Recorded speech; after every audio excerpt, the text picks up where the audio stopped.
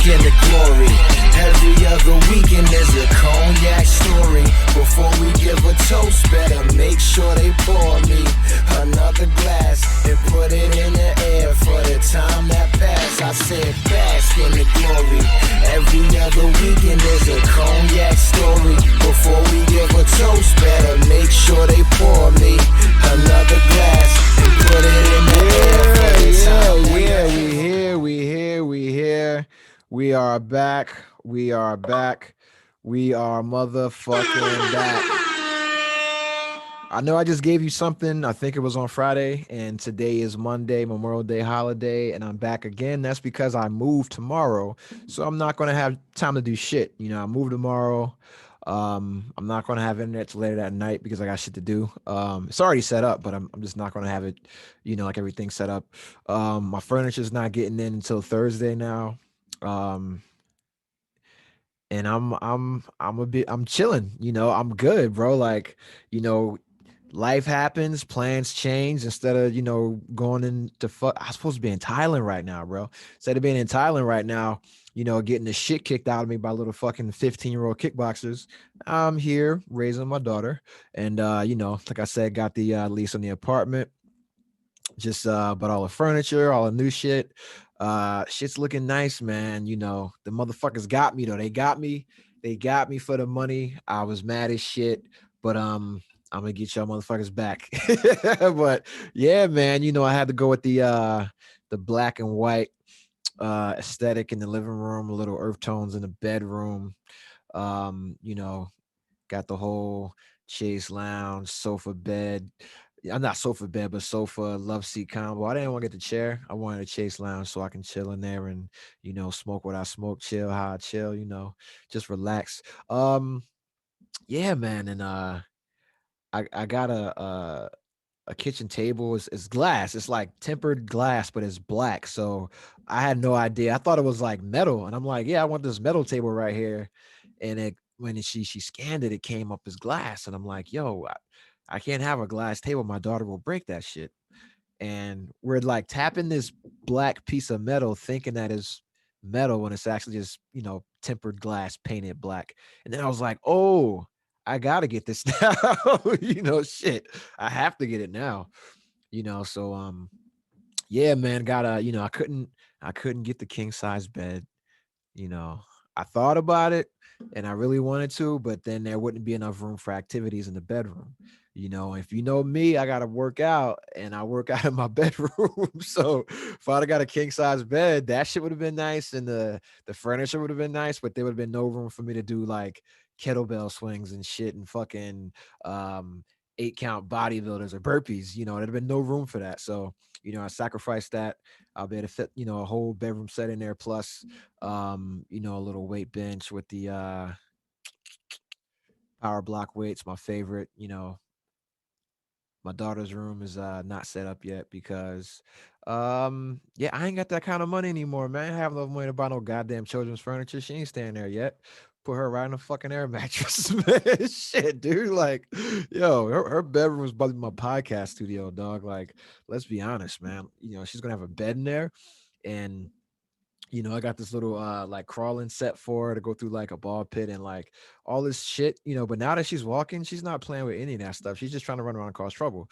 So it's like, yeah, all she's gonna have is a bed in there and some a dresser for clothes or whatever. But nah, man, it's gonna be the podcast studio, that and the living room.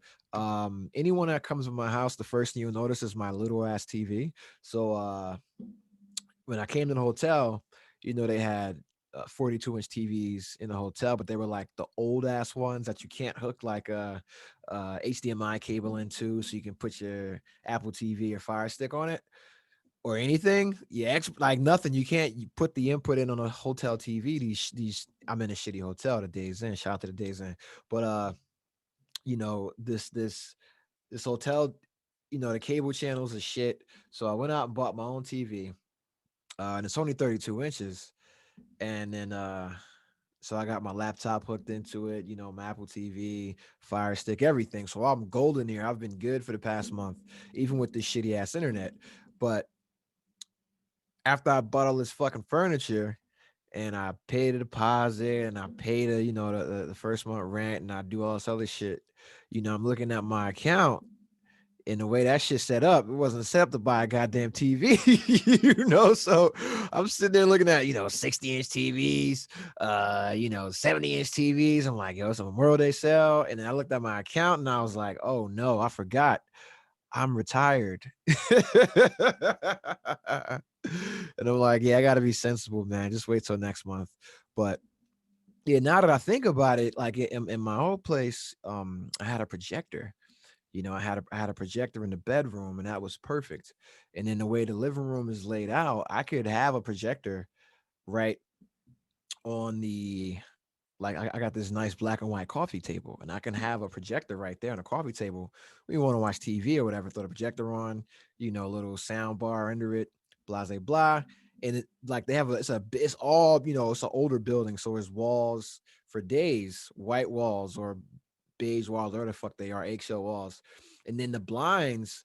Like I'm the house is on like a hill, so there's not a lot of light coming in through the blinds. First off, but when you close the blinds, it gets pitch black in there. So I'm like, yo, fuck, I can just get a projector, not have to buy a TV, you know, have the projector in the living room, throw that bad boy up, bam, right? And then you save money on a TV because a really good projector is only about 120 bucks, 150 bucks, and then you can buy a screen. You buy like most of them come with the cloth screen you hang up. And I'm like, bro, I could just do that, save the bread, and then, fuck a TV because I don't even watch enough TV like that. And then the TV can go in the bedroom. Little ass 32-inch TV can go in the bedroom on a TV stand that I got, and that'll be fine. Boom, good. But then in the living room, all you're going to see when you walk in is just the chair set up, but you're not going to you're not going to see a TV. And then boom, you know, projector, bow, that's how we doing it, man. That's how we doing it. You got to change it up. All new shit. Had to bring the new vibes in, man. Shout out to the mother of my child. She helped me out a lot, saved me out, saved my ass immensely. I couldn't have transitioned to DC, to being out here if it wasn't for her patience and her grace. So shit ain't always perfect, but god damn it, when you're adults, and you co-parent, shit works out. So shout out to her, man. Shout out to all the mothers out there. Y'all just had a holiday, so fuck all that. Father's Day is up next. Let me tell you what I want for Father's Day. Nothing. I don't want shit. I don't want shit. I don't want nothing. No, I don't want nothing means I want something. Let me think. That's the donut you saw me eat. Saw me eat. This is a 7-Eleven Slurpee. We're not sponsored by them, but I had to get something to eat for the pod. I wasn't even going to do this fucking podcast, bro.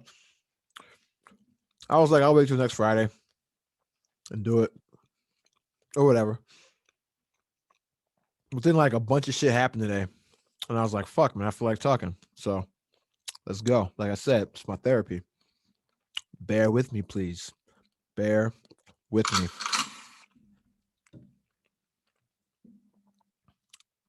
Ah, shit.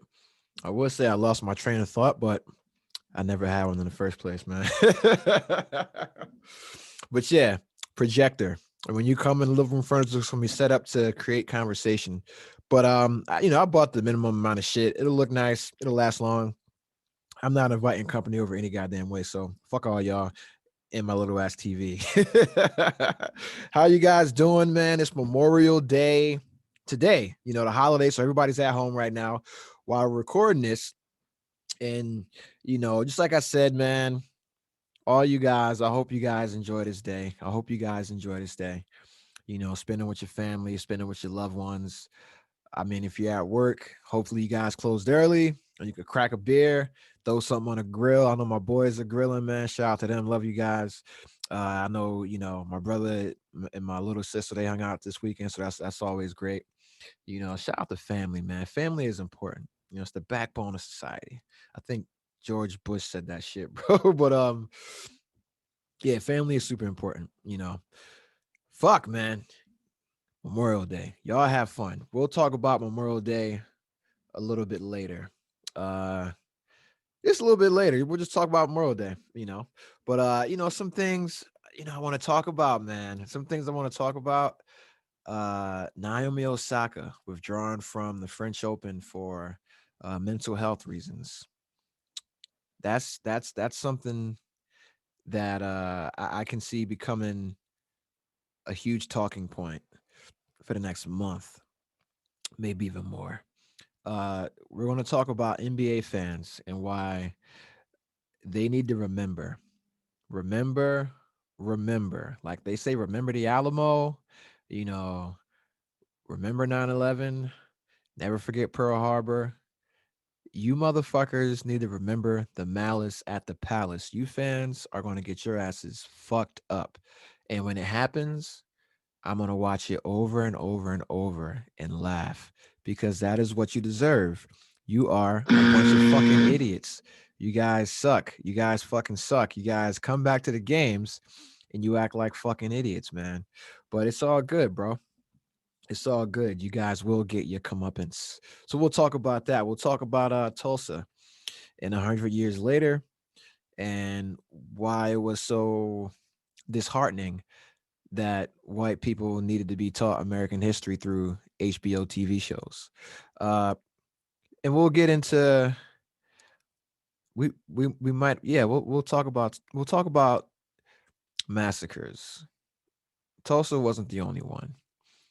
And we'll just talk about ones that have happened in our lifetime, since the majority of listeners are between the ages of 30 and 55. So you guys are born after 1965, essentially. So we'll talk about massacres from then on and why America is fucking ridiculous. We'll talk about the old adage of pulling yourself up by your bootstraps. Because one thing that the theme of today's show, what I wrote down was that the game is rigged. So why do we choose to play? And I didn't know what the hell I was even thinking when I wrote that. But I just put the game is rigged. So why do we choose to play? And these things that were on my mind today, they were all related to the game, the system, whether it's sports or whether it's racism, systemic oppression, disenfranchisement. I wrote down the game is rigged, so why do we choose to play? And then the next thing I wrote after that was dating as a middle class black man in a modern era. And I'm like, what the hell was I writing? But then I'm like, oh shit, the dating game is rigged. So why do we choose to play? And so that's what we're going to talk about today. You know, the game being rigged. So why do we choose to play? So I mean, first thing we could talk about, we'll go right to Naomi Osaka. Now, Naomi Osaka is currently ranked the number 2 women's tennis player in the world. Former number 1. She, made what, $40 million last year in earnings. Amazing tennis player. Super active on the social justice side. Involved in the community, giving back. Just like a perfect role model for young women and girls to emulate.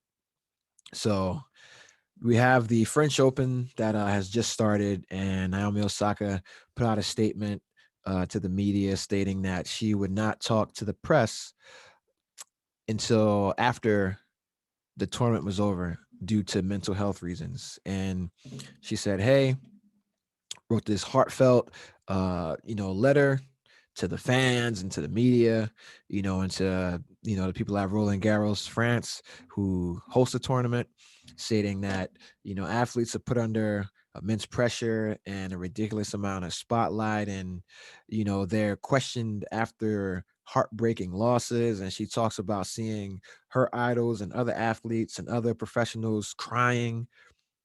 And after a loss and then being asked the same questions over and over and over and how that affects their mental health. And then she talked about how she dealt with depression in 2018 and how she's an extreme introvert and deals with anxiety and, all everything that you would want to hear from somebody with her platform when it comes to bringing light to the importance of taking ownership of your own mental health. This is what we tell people to do, and the kind of ownership that we applaud. She's saying, hey, this is what I need to do for my mental health. I'm still going to play and I'll talk to the media afterwards. However, I don't want to talk to the media before or after any losses, not until I'm done in the tournament.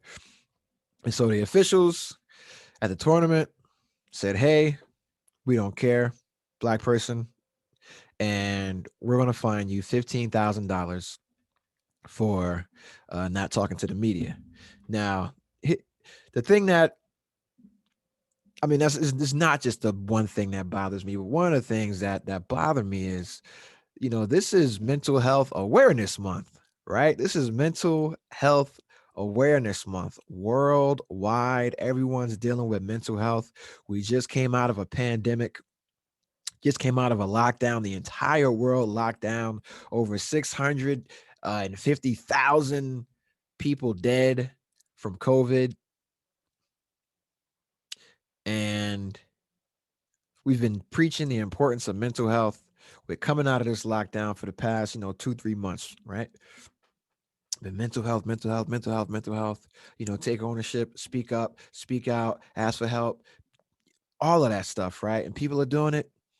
And Mental Health Awareness Month, number 2 player in the world, young black girl, super popular, super marketable, a star in 2 countries, the United States, actually 3 countries, the United States, Haiti, and Japan. And she says, hey, I have a mental health issue and I'm willing to play in this tournament, but here's what I need to be healthy. And the tournament came back and said, fuck you, 15 grand. So then she wrote a response saying, hey, I understand. Hopefully it goes to a charity, a mental health charity, blah, blah, blah. And then a day later, she wrote a huge letter on Instagram and social media to the press, things like that. An open letter essentially stating why she was now going to withdraw from the entire tournament and focus on her mental health. And in the letter, she went into detail about all her issues and sharing information that she did not have to share with us at all, or, the people at Roland Garros. And, it got me thinking about, some of the things I said on last week's podcast and some of the things we've been saying about mental health on this podcast. And I'm like, damn, man, like she's doing exactly what, the professionals say you should do. And they just blatantly, openly failed her, right? It basically just said fuck her, but it's thinking, it's like, hey man, people are always ignoring black people, especially ignoring black women. What if it was, I can't even name a white player right now because I don't know about one that's dominant right now. Just me, right? But yeah, man, like if it was a white player, how would the response be? Would they be like, oh man, she's so brave? If it's a black girl, she's just complaining. Because we saw how they treated Serena, right? Venus was quiet. Venus was just low key. Serena was the outspoken one. So we've only really seen how they treated Serena, and then we've seen how they're treating Naomi Osaka now. Because I want to say Coco Gauff, she's the other black girl who's a beast. She's actually partnering up with Venus Williams and playing in the fucking doubles tournament at the French Open, which is ridiculous because when I want to say when Venus made her French Open debut, Coco Gauff was like 2 years old, and then now they're playing in a doubles tournament in the French Open. That's insane. That's insane. That's sports. That's insane. I'm gonna say that's insane one more time, but that's fucking nuts. But back to Naomi Osaka, and so she withdraws from the tournament. She withdraws from the tournament. She's the biggest draw in the tournament. I'm taking these headphones off because I'm not talking to anybody. She withdraws from the tournament, and she's the biggest draw, the biggest star, male or female. And she withdraws from the tournament, and now the French are fucked. They're scrambling like, oh shit, we just ignored this person's cry for help. We just ignored this person's cry for help and just said, fuck it, you need to do what we tell you to do. And this is, when sports organizations and just governing bodies of athletics and commissions, they treat athletes like property. They treat athletes like cattle. They treat athletes like they're slaves, you know? Like you have no rights. We don't care what you say, you're just a dumbass animal and perform for our entertainment, for our enjoyment. And we'll reward you with some money and then, just go shut up and do what it is you do until your body breaks down and we'll bring another animal in here to entertain us. That's sports. I watch sports. I'm not anti-sports, but that's just what it is. That's just what it is, man. Um, and it's just crazy, man, to see how to just like on in Mental Health Awareness Month when someone's saying, "Hey, I have a mental health issue," they're saying, "Nah, fuck that, do it." And then we saw Kyrie Irving in the NBA, and we'll talk about him a little bit later as well. Kyrie Irving in the NBA, he does this all the time, where he'll say he's not going to address the media because mental health reasons, and he doesn't really like he takes games off during the regular season for mental health reasons, or just for personal days, things of that nature. And I'm like, man, that's fucking smart, because I'm sure there are days when you don't feel like doing this shit or mentally you're not there, and it wears on you. Your brain, even though it's not like a muscle per se, it still gets exercised. It can still get exhausted. So knowing that you have to be on your A game mentally, why not give your brain a break? You know, the same way you give your body a break, give your brain a break as well. Give your emotions a break as well. Why speak to the media? We saw my man from the Seahawks. Jesus Christ, I just forgot his name. He's from Compton, man. This motherfucker's beast mode, man. My man beast mode. Fuck, I forgot his name. Yeah, man. But like when he would just, walk up to the damn interview podium and say, "Hey, I'm just here so I don't get fined. I'm just here so I don't get fined. You know why I'm here." You know. And yo, I fucking miss that dude, man. But that's the kind of shit you got to do sometimes because, like, why do you have to talk to the media? I get it. Marshawn Lynch. That's what we're talking about. Marshawn Lynch, and it's like, why do you need to talk to the media? Like, I get it. Like, it's going to draw fans and help build a story. But if your mind isn't in it and you don't feel like doing it, why do you have to talk to the media? Why do you have to do an interview?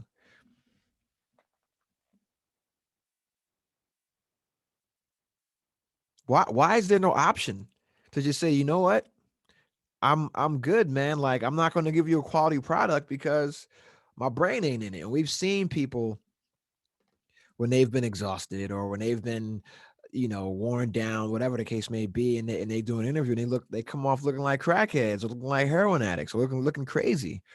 So, instead of doing that, just let them take a breath, let them take a beat, let the man get a day off. Let her not have to speak to the media, you know? Let these athletes rest their brains as well as their bodies. Let's not punish them for that. Let's not punish them for being public with their problems. We want more people to be public with their problems. And then when the athlete uses his platform or she uses her platform, she gets punished because they need the athletes to build the tournament instead of the tournament promoters building the tournament themselves. They need the athletes to talk. They need the athletes to sell. They need the tennis players to sell the matches the same way you would a wrestler or a boxer or MMA fighter. And they need the tennis players to say the intriguing lines during their interviews that make people want to watch because they saw the clips and whatnot on the nightly news or on Sports Center. That's what it is. If I were Naomi, she should have just been up there and speaking in Creole. You know, that's what I would do if I was a polyglot and I could speak multiple languages fluently. I would just go up there and speak the one that you're not asking me. So if you ask me questions in English, I'm just answering them in Creole or I'm answering them in Japanese just to piss you off because fuck you. I told you I didn't want to do this shit and I didn't want to talk to you guys. And now I got to be an asshole now. So you guys get the point. That's it. Why is that so hard to understand? Why does an athlete not have that right? They want athletes to get COVID injections and tell people publicly about their medical history. And we want them to talk about mental health. We want them to talk about suicide awareness and all this shit. But then when they say, hey, man, I want to take a break and not really talk to y'all right now, you in your goddamn feelings. You tell them, shut up and dribble. Then you want them to stick a needle in his arm publicly for a vaccine. They can't protest. They can't speak on social issues. But you want them to fucking dunk a basketball and sell a fucking Toyota truck. That day is over, man. I hope you guys learn that, man. The day of the silent athlete, the day of the silent athlete is over.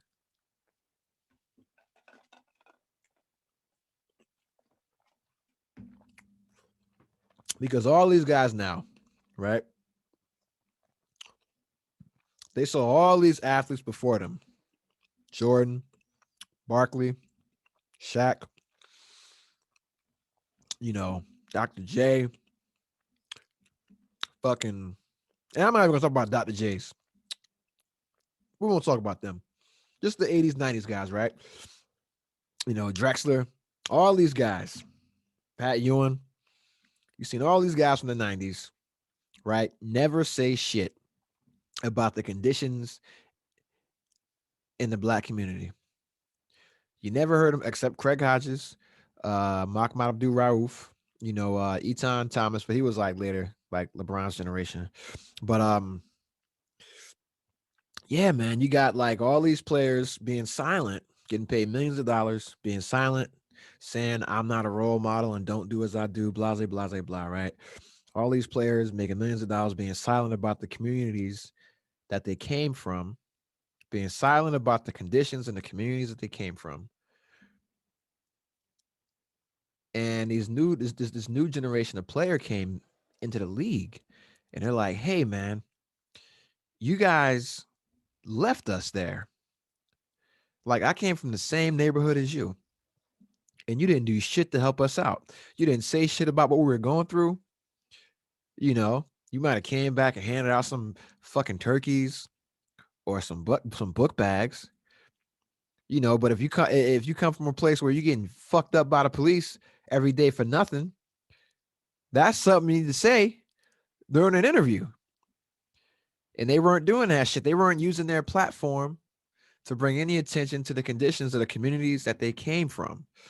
And this new generation of athlete, like the new generation period, they play by a different set of rules. I said it on the last podcast. I've been saying on every podcast damn near. The new generation, they want shit now, right? They want shit now. Man. And I used to think it was just like instant gratification. That's all they wanted was instant gratification, the what's in it for me generation. And as I get older and I see it from a different perspective, they are willing to accept the truth more than previous generations. They're willing to accept the truth more than previous generations. And they're more than willing to fight for what they think the truth should be, unlike previous generations. Um, Not talking about the civil rights generation, honestly, right? Because that's the greatest generation. But yeah, the previous generations post civil rights, they the new these new kids, these new athletes, they don't care, and so that's why you see a Colin Kaepernick doing what he does. That's why you see a LeBron, doing what he does. LeBron has done more for social justice and equality and equity in the black community by himself than the bulk of the 1990s decade of NBA players. I'm willing to go on record and say that he's done more and made more of an impact than the entire decade of 1990s NBA players. And I'm from that generation. I'm from that generation. I was there when stuff happened. And we didn't hear shit from these guys. Nothing. I get it though. We didn't have social media. We didn't have the instant ability to send out a tweet and let people know our thoughts on something that happened 3,000 miles away. But there was still an opportunity. There were still outlets, and they weren't utilized. So you saw your favorite players, people that you thought were, gods. They were gods to you. It's like in the movie Bronx Tale, Kaloja Rose talking to Sonny, and he's talking about how he loves Mickey Mantle, and Sonny is like, Mickey Mantle don't even know you exist. Why you cheering for a man's success that doesn't even know you exist? And ever since then, Clojero didn't give a fuck about Mickey Mantle. And that's how these kids watched Jordan. That's how these kids watch Shaq. That's how these kids watch David Robinson, Tim Hardaway, Derek Coleman, Larry Johnson, Lonzo Mourning. Shout out to Penny Hardaway. He's not in that group. He's not in that group. He's about that. You know, Jalen Rose. Shout out to him. He's not in that group. You know, Dikembe Mutombo. He ain't in that group. You know, like those are some guys that as soon as they came in the league, they were giving back. They're in the community. Daryl Dawkins. He's not of that generation, but Daryl Dawkins. Daryl Dawkins, a real one. There's a lot of NBA players that in the communities, and they were the generation after that. They were like the guys that came in like around 90, 90, 95, 96, 97. Not like coming in the league in the 80s. Those are the kids that would turn 18 in the 90s, and they saw what happened, and they're like, yo, we gotta fucking speak out. We gotta do something. And then you seen those kids that got drafted in the mid 90s. Bam. They're the ones leading the charge in the early 2000s, inspiring the LeBron Jameses and the Dwayne Wades and the Carmelo Anthonys of the world into doing what they're doing. And then now that generation is, just being a beacon of light, you know. But the question is that this has been, and it's not even a question, a statement. The statement is that sports, man, sports has been rigged against us for the longest. They've always wanted to silence the black athlete. Think about the Olympics. You know, you got the two black sprinters giving a black power fist, and then they get demonized when they return to the states. You got Mahmoud Abdul Rauf. You got Damn, I just forgot my man's name. Craig Hodges. You know, you got guys like that speaking out about, mistreatment of Muslims and apartheid and things going on in the black community, and they get blackballed by the league. In NFL, you know, Jim Brown left. So after that, I mean, who'd you really see that was speaking out in the community about things going on? I remember all the Bo Knows commercials that Nike had. Bo knows this, Bo knows that. But Bo didn't know shit about gangs, apparently. Bo didn't know about police brutality. Yeah, hey, listen, if you from that era, then let me know. Who from the NFL? Wasn't Warren Moon. Wasn't Michael Irvin. He was doing cocaine. Barry Sanders, loved him to death, but he's a super introvert. Wasn't him either.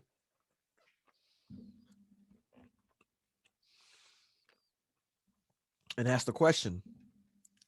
You see these athletes now, they're super outspoken.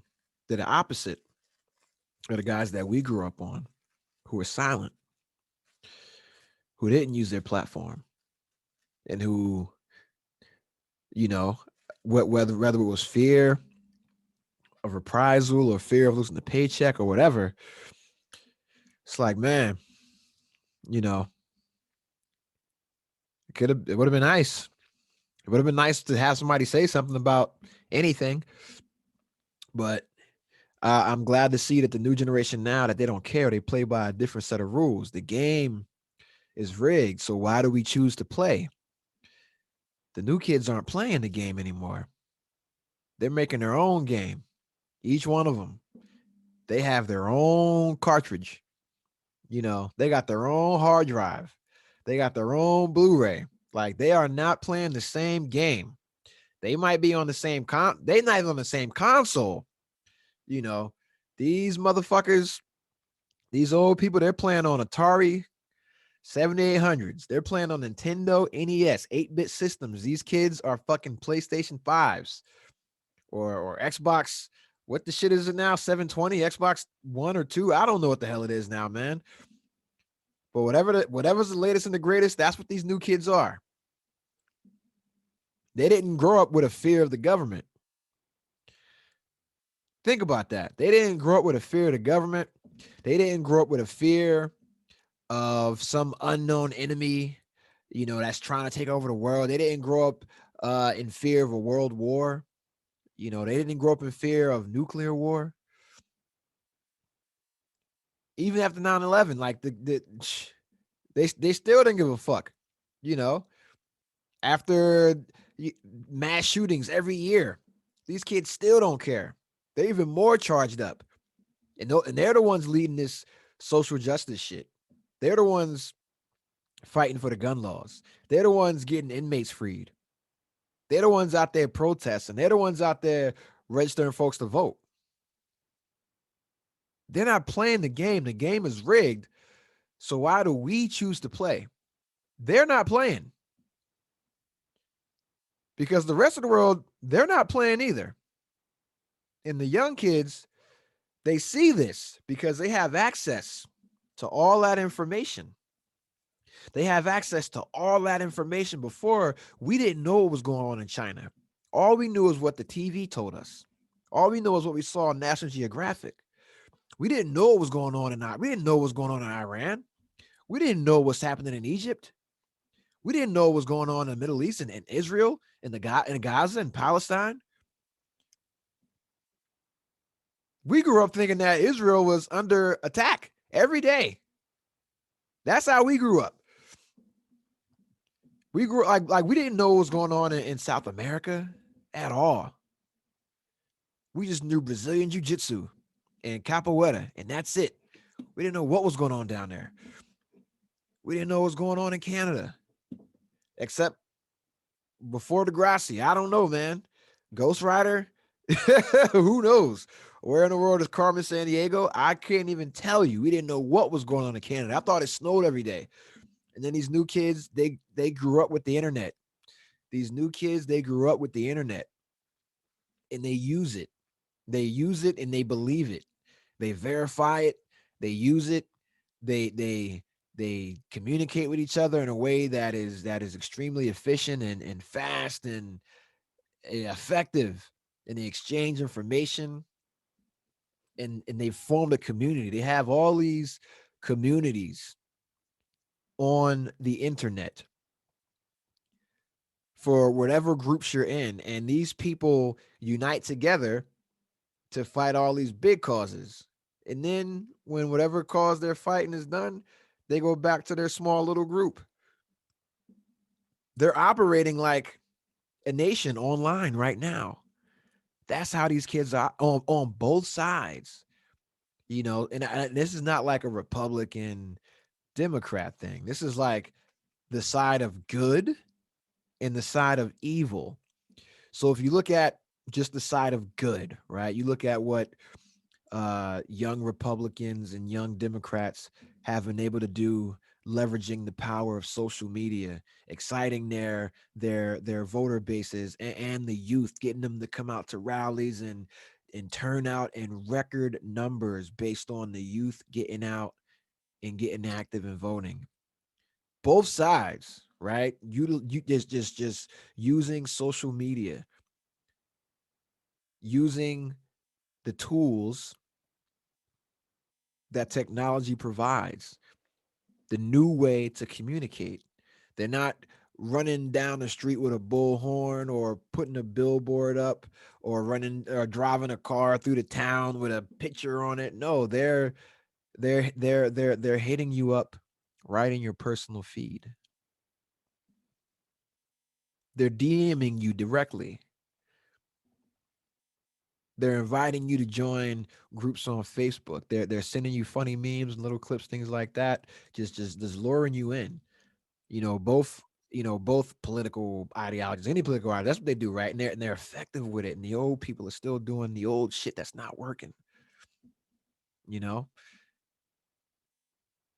And eventually they're going to take over because they're hacking everything, right? They're hacking everything. They know how to do that. They know that there's more of them than it is of us now.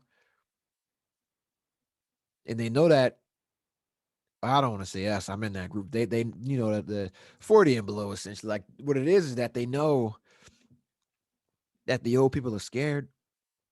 They're scared of change. What's crazy, man, is that I've seen people fight harder to protect Confederate monuments and keep bathrooms segregated. I've seen people fight harder for that than fight harder for police reform. Like I've seen people fight harder for protecting bathrooms and the ability to tell a gay person that you won't make a cake for them and the ability to make it harder to vote. I've seen people fight harder for that than for, giving retroactive health care to all Vietnam vets, regardless of discharge, you know, on fixing the VA, things like that, right? On reforming HUD. We've seen people fight harder for and let me not just get on the conservatives and their dumb shit, right? But if you look on the quote unquote liberal side, you know, I'm seeing people fight harder for the rights of people who cannot produce children, right? Than for the rights of people who have had their children taken from them and enslaved, who have had their children massacred, who have had their children used as guinea pigs for biological experiments. If you don't know who I'm talking about black people. Shout out to us because let me tell you, man, if you don't know, this country be some wild shit. But not just black people, I mean brown people as well, my Hispanic brothers, because you know, uh post World War II when they were testing out the atomic bombs, they were testing it on black and brown sailors and black and brown Marines because they thought that our skin color being darker gave us some kind of extra protection against nuclear radiation. So they had us on Navy ships and they exploded nuclear bombs or atomic bombs. Sorry, they exploded atomic bombs in the vicinity of these ships to measure the radiation of these guys. But they didn't tell them what they were doing. That's the thing. They didn't tell them what they were doing. You know, they did the same thing in the army where they tested various gases on Hispanic and African American soldiers without telling them what it was. Like y'all think Captain America and the Winter Soldier was based on a Jewish kid's fantasy. Like y'all think Stan Lee and Jack Kirby just drew those stories from the ether. Like they weren't given the screenplay. Like they weren't given the script by America. The game has been rigged, man. The game has been rigged. In knowing this, why do we still choose to play? The young generation, the youth, these kids that are 35 and below, 30 and below, these motherfuckers are insane. I like it. They're crazy. I fucking like it. It's scary, but I like it. I'm here for the fucking ride. I support the shit. I don't understand it, but these motherfuckers are getting things done. I support it. I support it, man. I support that shit. My generation, we're starting to play. We're starting to play the game differently, you know, because we're still playing in the rule set, but we know how it's rigged now. So we're still playing the game, but we know how the game is rigged. And the reason why we're playing the game is because we have to. We're too deep in it, you know. We've been playing Monopoly for over fucking 30 years now. We can't start playing Trouble now. We can't start playing Yahtzee or Parcheesi. This shit we gotta play it through now. But the young generation, they just threw the fucking board over and said, we're gonna be playing Pokemon now. You know, y'all playing with Etch a Sketch. We playing with a fucking PS3. You stupid motherfuckers.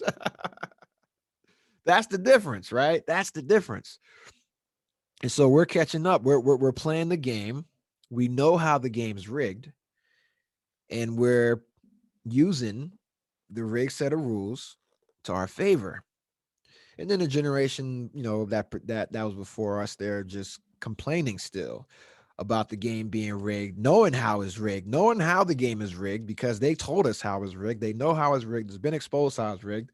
They can choose not to play the game, or they can play the game knowing the new rule set, but they still choose to play the game based on the old rules.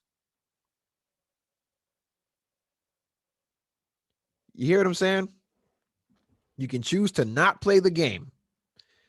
That's what today's kids are doing. They are not playing the game anymore. They don't want to play. They know the game's rigged. Us, what the fuck do they call us now? Middle aged, I guess. Hold on. I'm not trying to, give away my age on here. I have a very young listener base, but yeah, like our generation, we're still playing the game. We're still trying to fucking 20-year mortgage a house. We're still trying to just mortgage houses, you know, and invest in stocks and build up money to save slow way and buy houses and do that whole deal, the fucking 2.5 kids, that whole shit, making sure you get a job with a pension. These young kids are starting businesses at 18. That's fucking crazy. But we're playing the game, but we know how the game is rigged now. So we're using the rules in our favor. So now this generation, my generation, They know how the real estate shit works. They got it on lock. They got multiple properties. Everybody got a house. Everybody got an investment property. Everybody got a business now. Everybody got an LLC. Everybody got a business, you know, which is great. I love to see it. Everybody is doing something, but they're still playing the game by the old rules. But they know how it's rigged, but they're still playing the game though, because that's just the status quo. We're stuck in it. It's too fucking late for us. Not all of us, but most of us, because we got families, kids, careers already, things like that. So it's hard to just start a new game when you're already accustomed to the old one. It's like you know the controller pulls to the left, right? Or you got a car, and the car pulls to the left. So you adjust your steering, and that's what we're doing. We're adjusting our steering. We're course correcting. We're course correcting. The new generation of kids, they're just radical. You know, they want radical action. They have radical thought. You know, and then our predecessors, like our forefathers, yo man, they're still playing the game by the old rules, even though they know it's rigged and they're complaining about the game. You know, you told us it was rigged. You showed us it was rigged. Why are you still playing the game by the old rules? That's dinosaur shit, man. That's how the dinosaurs went extinct. But extinct. At the same time, that's just what they can do. It's too late for them to adapt. It's too late for them to change. So they have to do that. They don't have a choice. It's just nature. That's natural selection. The old ways have to die. And the old ways die with them and they die by the old ways. And that's it. And it's not a physical death. This is a figurative death, you know, symbolic just of an old set of beliefs, the old guard, you know. The game is rigged. So why do we choose to play?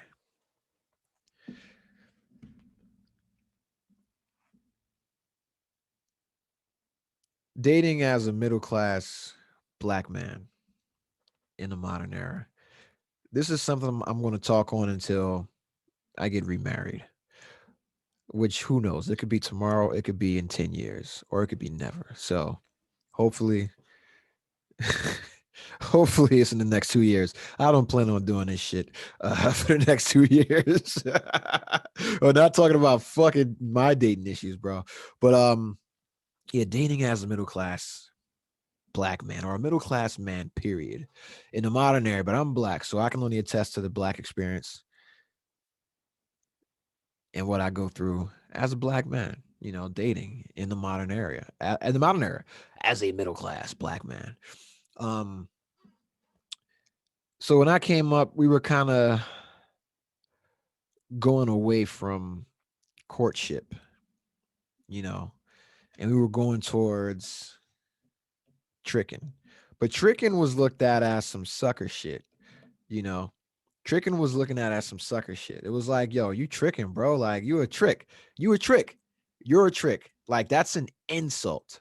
That is an insult. That means you pay for punani. I'm trying to keep it a little bit PG-13. It's rated R already, but I'm not trying to get too vulgar, right? But that means you pay for punani. You pay for the P. Tricking. And then uh I want to say it might have been. Yeah, I'm not going to say it wasn't Trick Daddy that normalized it, but I don't know, man. I would say it was late '90s hip hop that normalized tricking, and the East Coast has a lot to do with it because they always talked about buying a woman random jewelry or cars or going on trips for no reason at all. You haven't earned these. It's just, hey, I'm rich and I'm a baller, so this is what we're going to do, right? And so we left courtship and we went to tricking, and that's what a middle class man, a middle class black man has to deal with in the modern era. Because here's where the rejection of gender roles and the rejection of traditional relationships where it has it's fucked the game up, right? It's fucked the game up. It's fucked the game up. And so what has happened is that people have a sense of entitlement. And this is both ways. This is both ways. All right, because when you were courting someone, you had to earn you had to earn. You had to earn them. Right? It wasn't about just smashing. You had to earn, you were trying to earn their hand. You were trying to earn the like them. Like I'm gonna be your boyfriend. That was the end result, you know. Courtship. A woman had multiple suitors at sometimes, right? You know, or a dude, you know, a man would have maybe multiple women he was courting, you know, or maybe he would have multiple women pursue him, right? But it was like, yo, as long as you're not smashing them, it's all good, right? But it was romantic, it was courteous, it was me showing you qualities about me that would benefit you or that should attract you without you giving me anything, you know? And it's like, hey, I'm a good person. I can make you happy. I can make you smile. I can cheer you up when you're sad. It's, hey, I'm selling me, right? I'm selling me. I'm selling what I bring to a relationship, what I bring to a lifetime of us being together, what I bring to a family. That's what you were selling with courtship, right? That's what you were selling with courtship.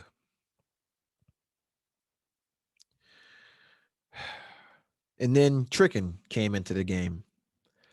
You know, it ain't tricking if you got it. It ain't tricking if you got it. It ain't tricking if you got it.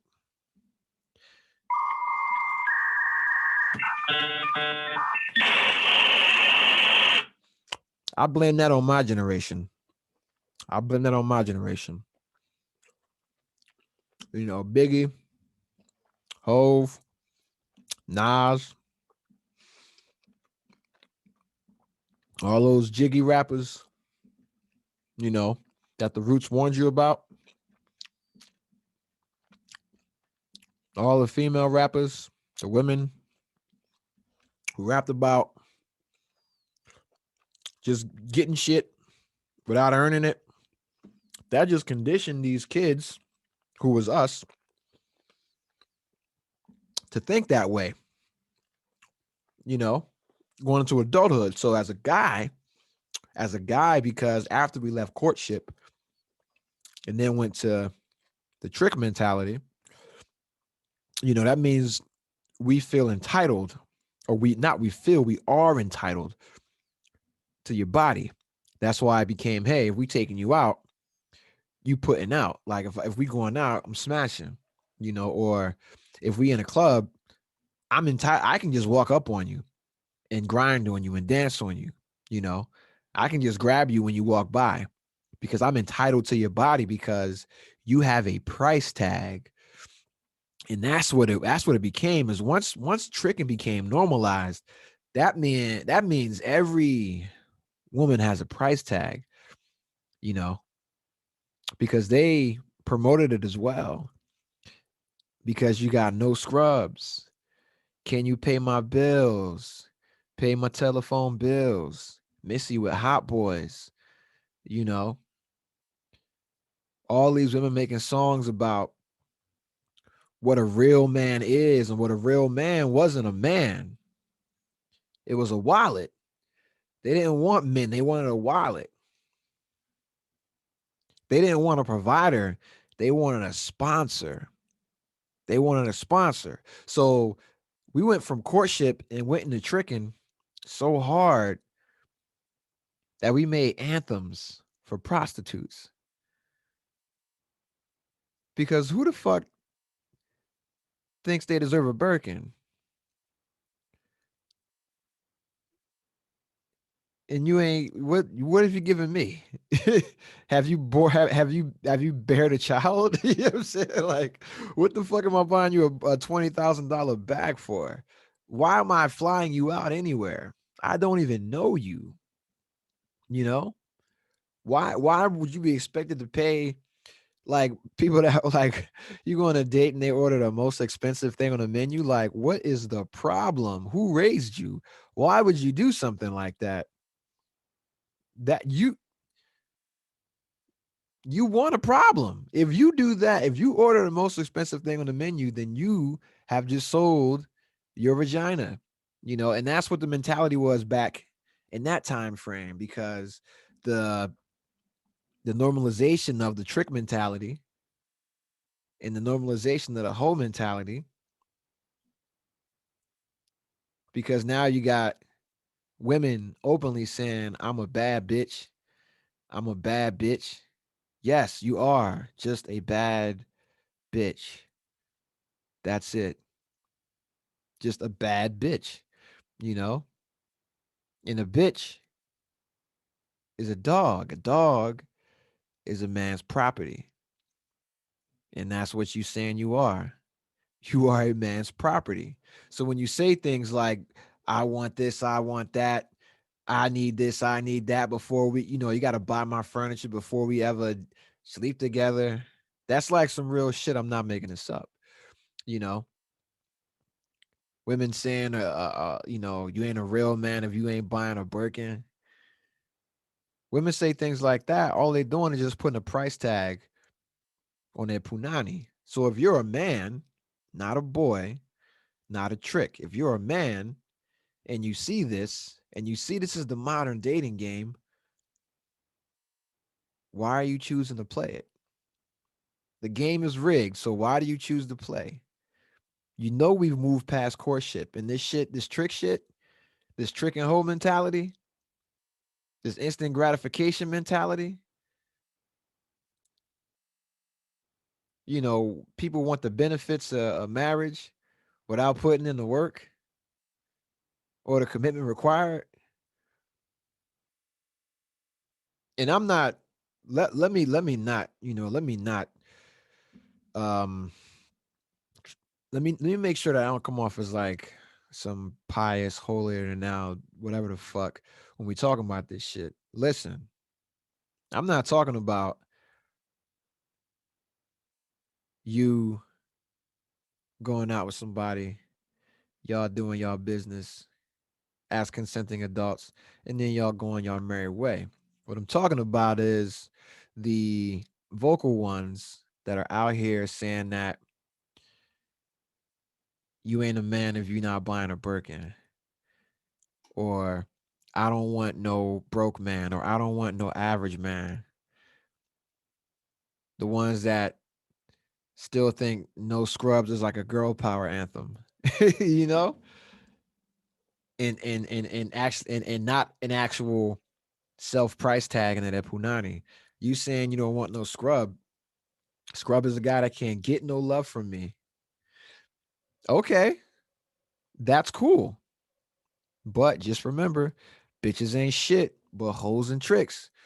You know, you can't say bills, bills, bills, and then say you want me to treat you like an equal.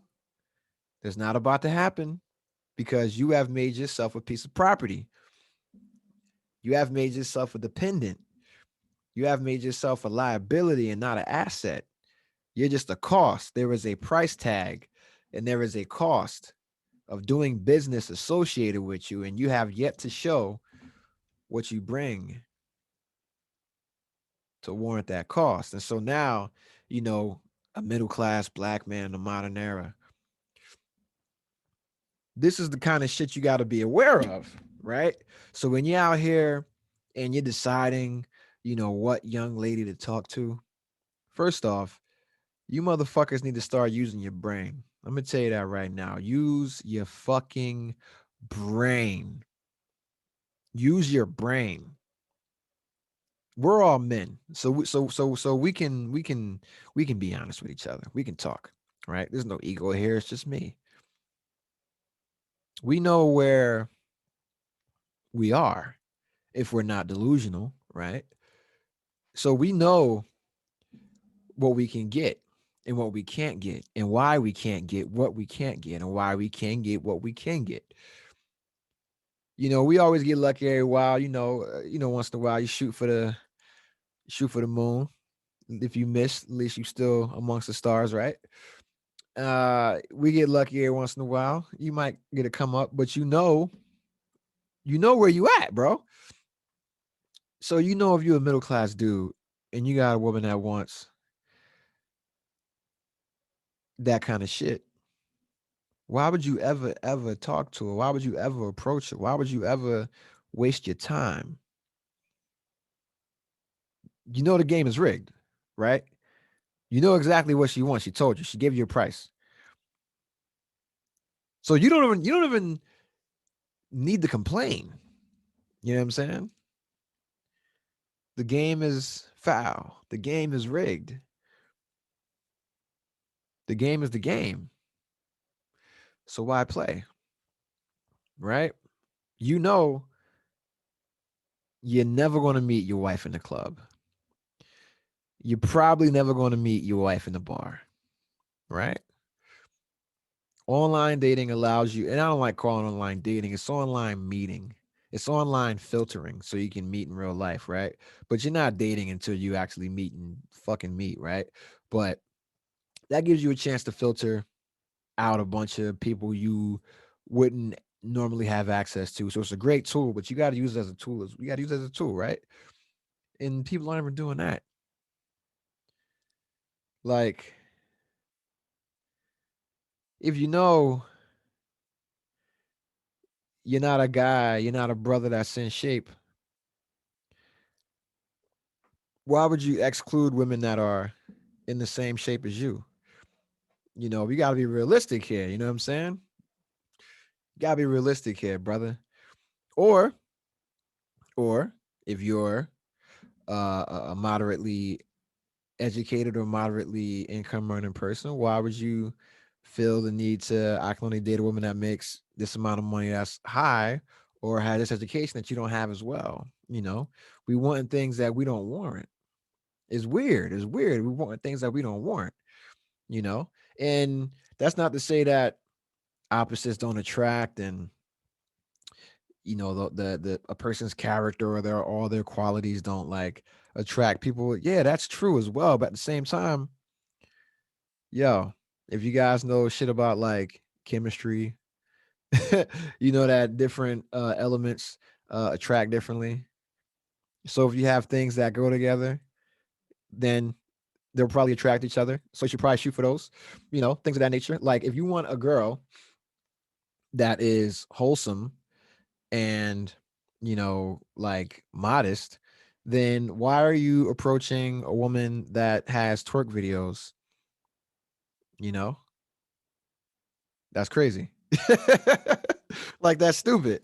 She showed you that that's not what she is, you know? And so then you don't have to go through the headache of trying to change her, you know? Like that's it. Like why would you do that? Like I see fellas do that all the time and they're like, "Oh man, she was out here doing XYZ ABC." It's like, "But you saw that before you ever dated her. That's what made you DM her and hit her up. You saw that. You said, "Damn, she can really shake that ass." And then when you together, she didn't stop shaking that ass. You know, it's like guys that date strippers and then get mad that they get cheated on. But like, she was never faithful. Come on, man. Like, motherfuckers put 20s in a butt crack, bro, and you trying to wipe that up. You are insane. And, you look and you see, because people use the internet and social media to compare their relationships to what reality is. They're using social media to use that as some kind of measure to what the social norm is, you know. And then when you offer a critique, or a contrast to what, celebrity or social media is doing.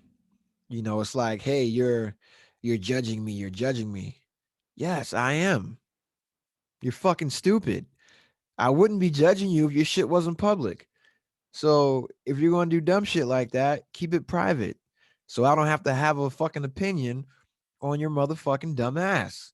Like if you are dating a celebrity and you're a celebrity and your fucking husband continuously cheats and gets caught cheating and you say, I'm not taking him back, and you, file for divorce and do all this shit and y'all going back and forth, and then he just come back, give you some dick, and then you back dignitized again, you digmatized, then it's like, yo, if you just kept that shit behind closed doors, I wouldn't have to fucking make a comment about y'all being goofy or being messy. You know, like when you having domestic disputes, you shooting women in the foot, in the feet. You know, you hitting women, you doing all this weirdo shit. Now we got to talk about you because you're doing dumb shit in public. When you're having all these goofy ass child custody fights and you're making Instagram videos crying and shit, now we got to fucking say something about it because you did it. You did it publicly. So now the public can consume it and the public can comment on it. And you got to deal with that shit. So stop fucking doing shit. And then listen, man, people are using social media to use that as a gauge for what the social norm is. Let me tell you, man, just because you see Cardi B twerking in a goddamn rap video doesn't mean you need to twerk in Target. All right.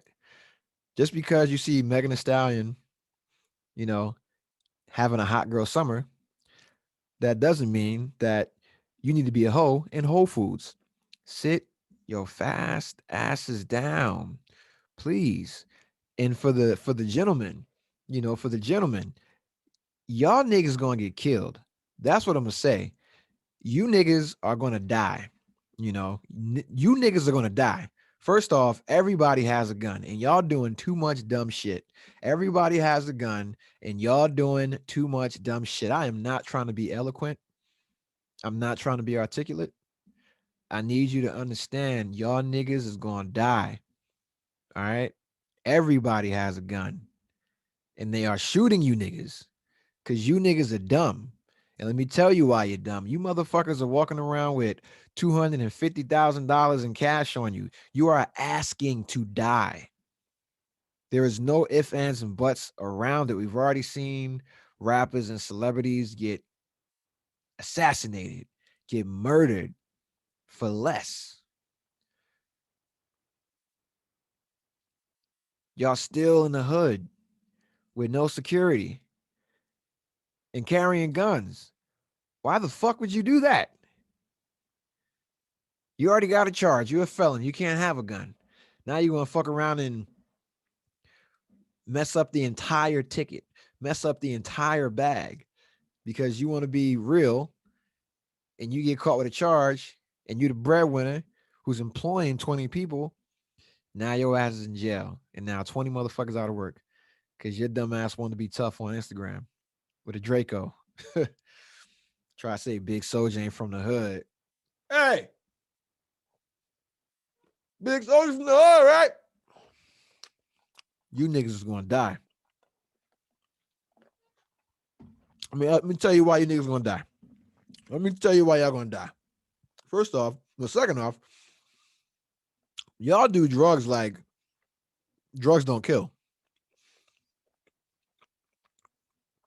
Y'all do drugs like the 60s and 70s never happened. Y'all do drugs like there's no 27 Club. Y'all do drugs like there's no internet. We see y'all doing drugs and you're dumb. You guys are doing opioids. You are going to die. That's what opioids do. They kill you. You are going to die. And no one's going to feel sorry. I don't. Every time I see a celebrity die from a drug overdose, in my head, regardless of who it is, I say that motherfucker had it coming. You know why? because they were stepping on a set of train tracks with a train coming directly at them. It's like, hey, there's a train. It's coming right at me. I'm not going to move. I'm going to wait. Oh, let me bend down and tie my shoe. I just overdosed. That's it. Like, why would you do a drug that can kill you the first time you do it? You know what does that? Cocaine. You know what does that? Heroin, fentanyl, you know, meth can do that. Like all this nasty, nasty, dirty shit. You know what doesn't do that? Mushrooms. You know what doesn't do that? Weed, unless you're allergic to it. You know, same thing with mushrooms, right? You know what doesn't do that? Peyote, ayahuasca. And I'm not gonna say peyote and ayahuasca with drugs. Neither is marijuana. That's all natural herbal essence from the earth, put here by God, right? But you know, like you guys are literally sipping promethazine, cough syrup, mixing it with Sprite, and you're drinking it, and then you're ruining your liver and your kidneys. You watch Pimp C die, you watch DJ Screw die, you know,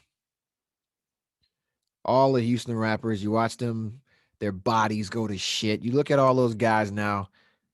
I love Paul Wall and Mike Jones. Look at Paul Wall and Mike Jones and look at Chameleonaire. Chameleonaire got the fuck out that lifestyle quick as hell. And those two guys stayed in it. Look at them physically. Look at them physically. And look at Chameleonaire. There's a big fucking difference. You know, all those, you know, we just saw we saw Yams not too long ago. Rest in peace, Yams. ASAP Yams, the creator, the founder of the ASAP mob, the man behind the careers of ASAP Rocky, Ferb, 12 Nast, you know, Ant, Bari, you know, motherfucker was a blog legend, Twitter legend, Bodine Brazy, rest in peace, man. Like we saw, you know, Juice World, Lil Peep, you know, you saw them go. You saw Mac Miller. Like, who else do you need? Who else do y'all need to like, you know, convince y'all to not do it? You see Future. Future is my age. Future is he's actually older than me, but Future is my age, right? And Future came out and said, hey, I've been fucking lying. I don't do those drugs I rap about because those shits kill you. And nigga, I'm 40. You know what I'm saying? So Future has already came out and said, yo, I don't do all the drugs I rap about. And he said that when he did the album with Juice World. And guess what happened? Juice World did all those drugs. And if you listen to, I want to say it was like God, DJ Scream, not Scheme or some shit, DJ Scheme, Juice WRLD's DJ. He was just doing an interview, and you know they were talking about they didn't know how much that he was doing, like he was hiding his usage. Same thing happened with Mac Miller. You know, he was hiding his usage. Demi Lovato, she's alive though. You know, she was hiding her usage. All these kids are hiding their usage and they're addicted. They're going crazy on these things and they're dying. And then people are still saying, hey, I'm still going to do this shit because I haven't died yet. That's the only thing. Like, yo, you niggas are going to die. That's not normal. You know what I'm saying? You young men, y'all motherfuckers are going to die. Stop doing that shit. That's the second thing. You know what I'm saying? God damn, man. The third thing, and I don't know what the fuck I'm talking about. I'm talking about dating, bro. But now the third thing, man, with you motherfuckers, bro. Y'all gotta learn how to dress appropriately. You know what I'm saying? Dress appropriately. Like me, you know, I remember checking into my first boat in the Navy as a submarine. You know, I'm in Newport News, Virginia. in the shipyard. I'm going down to my boat. I'm fresh off a Greyhound bus because the person that was my sponsor didn't tell me shit, and my boat didn't know I was coming. It was really fucked up, but hey, it is what it is, right? It's part of life. The game is the game, right? And so I check onto my boat, and I'm wearing Rockaware jeans, shorts, size 36. I'm wearing Air Force Ones that were customized red, white, and blue. I'm wearing a Michael Strahan jersey. I'm wearing a bandana and a do rag on, blue bandana, and I'm wearing a New York Yankees cap that had the red, like the American flag Yankee logo, and jewelry on, chain on, bracelet, watch, all that shit, diamond shining. I'm like 19, 20, fresh 19, fresh out of like your tech school, A school in the fucking Navy and shit. Big old enlistment bonus, things of that nature. I think I'm looking nice, right? I'm fucking 19. That's not how you go into a workplace, bro. That's the military. Everybody else in the goddamn uniform. So regardless of whether, you know, your sponsor didn't tell you what to wear, nigga, use the sense that God gave you. But that was my dumbass, right? And so after that, after that and dealing with older women my entire, older women in my early 20s and them, wanting you to look older essentially. Um yeah, you learn what the fuck is appropriate dress, right? And then, you dress appropriately. But first, like, yo, bro, we already talked about y'all motherfuckers showing your ass and wearing skinny jeans, things like that. But yo, fam, I've seen a lot of y'all don't own shoes. Y'all don't own khakis or chinos or slacks. The button ups you earn are like that you own are too gaudy. Like you don't have like a regular solid print button up. You don't have regular blazers or suit jackets. I get it. Like if you're going out to a nightclub, you know, sure, wear the fucking whatever you want to wear, man. Do that, right? But that shit ain't for everywhere, man. Like you don't have to like motherfuckers are acting like male drag queens and shit now, man. And that's the same thing with the women as well, man. Like with the makeup, bro. With the makeup, like I feel like I said it last episode though. You don't need to contour your face, man. You guys do not need to contour your face. But yeah, man, fuck. We're using like social media and trying to make that the social norm. You're looking at all you follow is rappers and celebrities online, and you're seeing them, spend these ridiculous amounts of money on women that have done nothing to earn to deserve this stuff. But you just see it, hey, he's bought this woman a Bentley and he did this and he bought her a Louis bag, yada, yada. And so you go back to your normal average life and you try to apply social media's average, and the average motherfucker you follow makes $3 million, right? You're trying to take that average and apply that shit to your average ass life, to your social norm. That shit does not work, baby. You know. And for the fellas, you sitting there following women that are fucking carved up, that got goddamn silicone all up in their breasts and caulk and fucking rubber cement in their ass. You following them, and then you trying to come and talk to a normal woman. A normal woman ain't like that. And now you got unrealistic expectations. You can't use social media as a gauge for what your social norm would be. Social media is not normal. That's why you are entertained by it. Just like a movie or a TV show, a sitcom, goddamn wrestling, the UFC, the NBA, that shit is not normal, right? The people you follow on social media are not normal.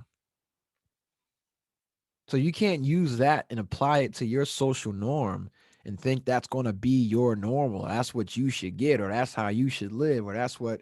No, if you want to do that, go to fucking Hollywood or go to LA or go to Miami or do it and get some breast implants. Or if you're a dude, go get a PPP loan, start flashing a bunch of money. I don't care what you do, but you can't apply that kind of shit to the social norm. And as a guy, you're out here trying to date, fam. If you know You can't blow that bag. Don't blow that bag. If you know you can't spend that money, don't spend that money. Like you don't. There's no need to keep up with the Joneses anymore. We know what's going on behind their door now. We know what skeletons they got in their closet. So there's no need to keep up with the Joneses anymore. People that uh tend to live within their means are normally happier people because they learn to be content. They learn to be happy with what they have and not seek validation from others and not compare themselves to others. There's an old saying that comparison is the thief of joy.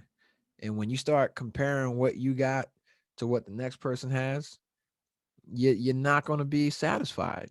You could have a brand new Lexus and your fucking neighbor got a Camry and you like, this motherfucker got the new Camry. Fuck. And your whole shit's fucked up and you got a brand new fucking Lexus, but he got a 2022 and you got a 2021 and now you got a fucking issue. Now your fucking dick is a centimeter smaller. Oh, fucking well. Right. And that's the thing, man. Like you can't look at these rappers or these athletes spending money doing dumb shit, right? And think that you need to do that. No, what you need to do is worry about you, not look at that shit. That shit's fucking stupid. It's not normal. Fucking ass implants are not normal. Breast implants are not normal. Liposuction is not normal. That's why you go to a doctor. It's not normal. Just like getting your wisdom teeth taken out. It's a routine procedure, but it's not normal. If it was normal, you could do it yourself. Just like you can pull a regular tooth out. That's normal. You fucking idiots. Like, yo, relax. Social media is not the new social norm. You're out here looking at women to date. Hey, man, date a normal looking woman. You'll probably find out that she's pretty cool, man. Just give you a heads up. And at the same time, y'all can grow into that. She may have that whole entire side, right? But she's just modest and only reserves that for the person that she's with. And you missing out on that because you don't want to have any patience and see what's under them sweatpants. Let me tell you, man, any girl that be wearing sweatpants and sweatsuits, the baggy joints, the motherfuckers, they be bad as hell. They be the baddest ones. They fuck around with them damn uh Bridget Kelly.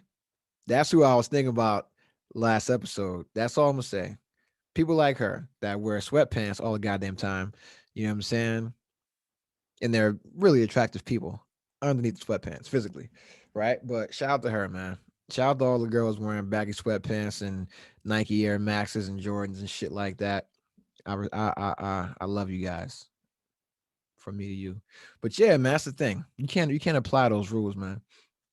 You can't apply those rules like unless you're going to look at like Steph Curry wife because she's like a housewife. She's like a fucking June Cleaver, modern day Claire Huxtable type housewife. And it's like, oh, if you want a woman like that, then look at her, and then you can find a bunch of them. You can find a bunch of nice women, bro. If you just look for women that are nice women, like you'll find them at the library, you'll find them at Starbucks, you find them at the gym, as long as not a creep, right? Take a group class, you'll find them in yoga. You'll find them in CrossFit.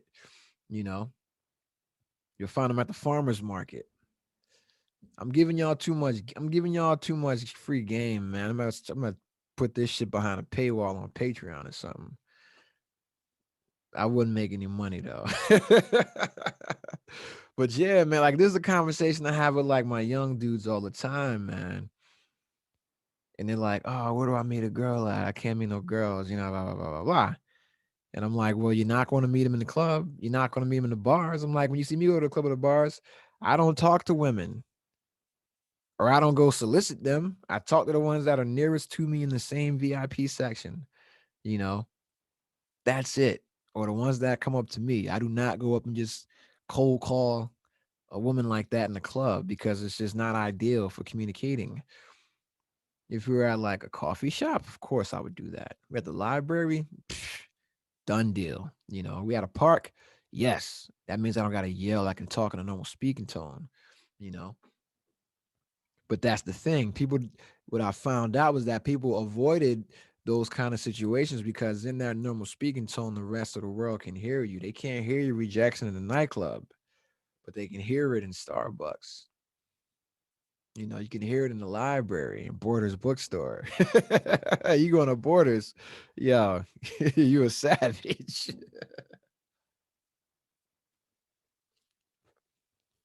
As I eat this donut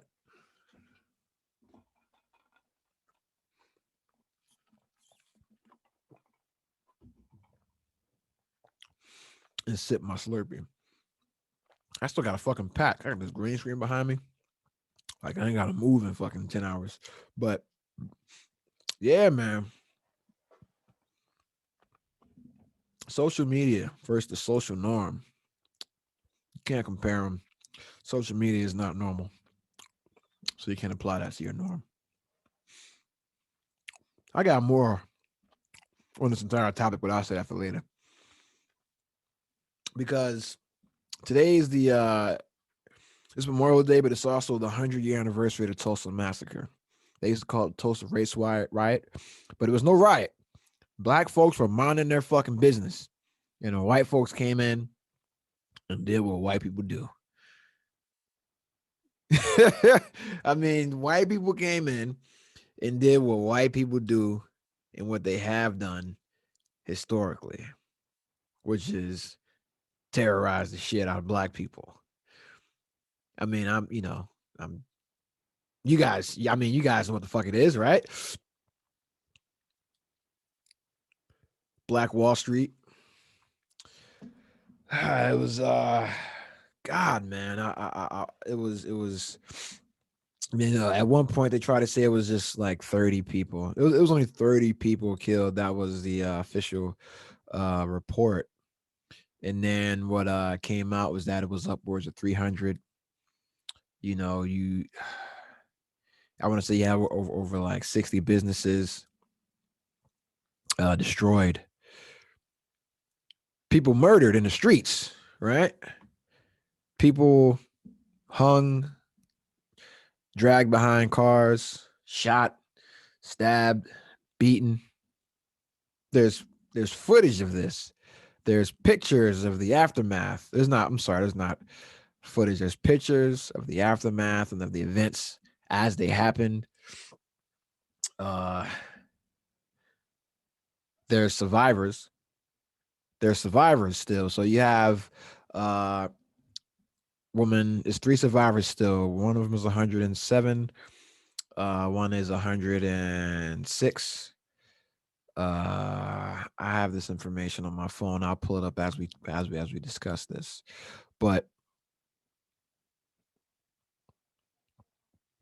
they're still alive. You know, the one young lady, she was 7 years old when this happened. She's describing the entire thing in detail, you know, naming names, naming stores, saying this is what happened. She's 107 years old, and she said she thinks about this shit every night. You know what I'm saying?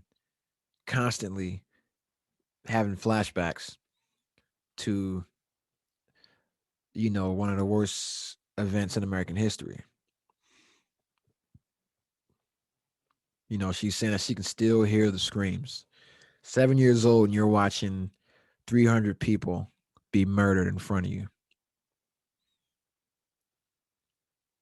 300 people murdered in front of you, burned in front of you.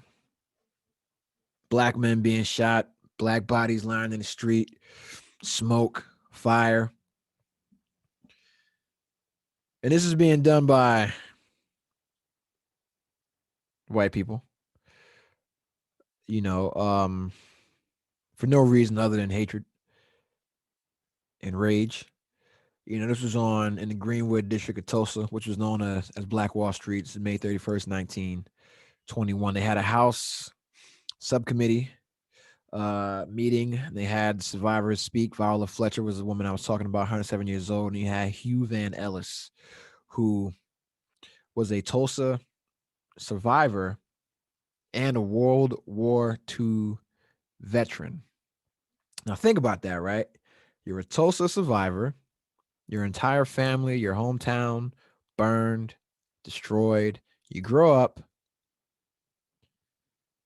seeing racist ass shit, right? Because you grow up in you're seeing racism in the 30s and into the 40s. You go into the military. He's an Army veteran, World War II veteran. You're in the Army. Army's still racist as fuck, segregated up to a point. Um, you go into a country to liberate the Jewish people. You go into a country to liberate the gypsies. You go into a country to liberate the gays. You go into a country to liberate the Filipinos. You know, you go into a country to liberate the Chinese. You go into a country to liberate the Russians. You go into a country to liberate everybody but the black man in America. He ain't free here. Emmett Till got lynched in 1957. This dude's already back home from World War II. He goes and kills Hitler only to have Emmett Till dragged out of his bed. You know, because Mrs. Bryant told a lie. And that's what I'm talking about. Imagine that World War II vet, and you go through Emmett Till, you go through Martin Luther King, you go through Malcolm X, you go through Medgar Evers, you go through Jesse Jackson, you go through Rodney King, you go through mass incarceration, you go through the war on drugs, you know, you go through 9/11, you go through Barack Obama. Now you're coming to Kamala Harris, vice president. And you 100 years later, wh- what do you really have positive to say when you see Tulsa and then 100 years later you see George Floyd and you see people argue about whether it was murder? You see Tulsa and then you see Trayvon Martin. You see Tulsa and you see Terrence Crutcher. You see Tulsa and you see Eric Garner. You get what I'm saying? You see Tulsa, you see World War II, you see civil rights, you see the war on drugs and the war on the black community. You see all this black progression, quote unquote, allegedly, or this progress because we had a black president, we got a mixed race, black and Asian vice president currently. But then you see black lives still being treated as they were 100 years before. What do you have positive to say? So when and this is the thing that used to get me right when people would say "Make America Great Again." Ask that 100-year-old man, when was America great for him in his 100-year life? When was America great? That's the question that you need to ask. And that's the question that white people need to ask. And you have to be honest. Now, I'm not saying it's your fault. You did it. No, you didn't do it. You're 30 years old, dude. But you benefited from a system that did that. And you know, Tulsa is unique because it was known as Black Wall Street. It was a black business district. Everything you could imagine was there: hospitals, banks, newspapers, everything, right? And white people, like, they saw Rosewood, maybe, right? But if you talk to white people and if you talk to a lot of black people, they don't know what the fuck Tulsa was or what Black Wall Street was or that any of this happened. All they don't know any of this shit, right? And so HBO, shout out to HBO, man. HBO, it took HBO making two fucking shows, two sci-fi shows, because it couldn't be just a reality, just like a documentary, because you've had numerous documentaries about the various massacres that have happened in America at the hands of the US government, state-sponsored racism and oppression, discrimination, disenfranchisement. We've had numerous documentaries on that, numerous exposés, numerous reports published about that. No one gives a fuck. But then you made Watchmen and you made Lovecraft County, and they used the Tulsa race riots as the backdrop. I want to say for both of them. And look what happens.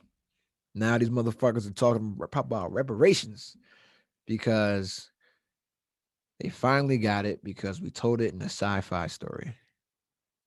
And we told it in a comic book. Yeah, man.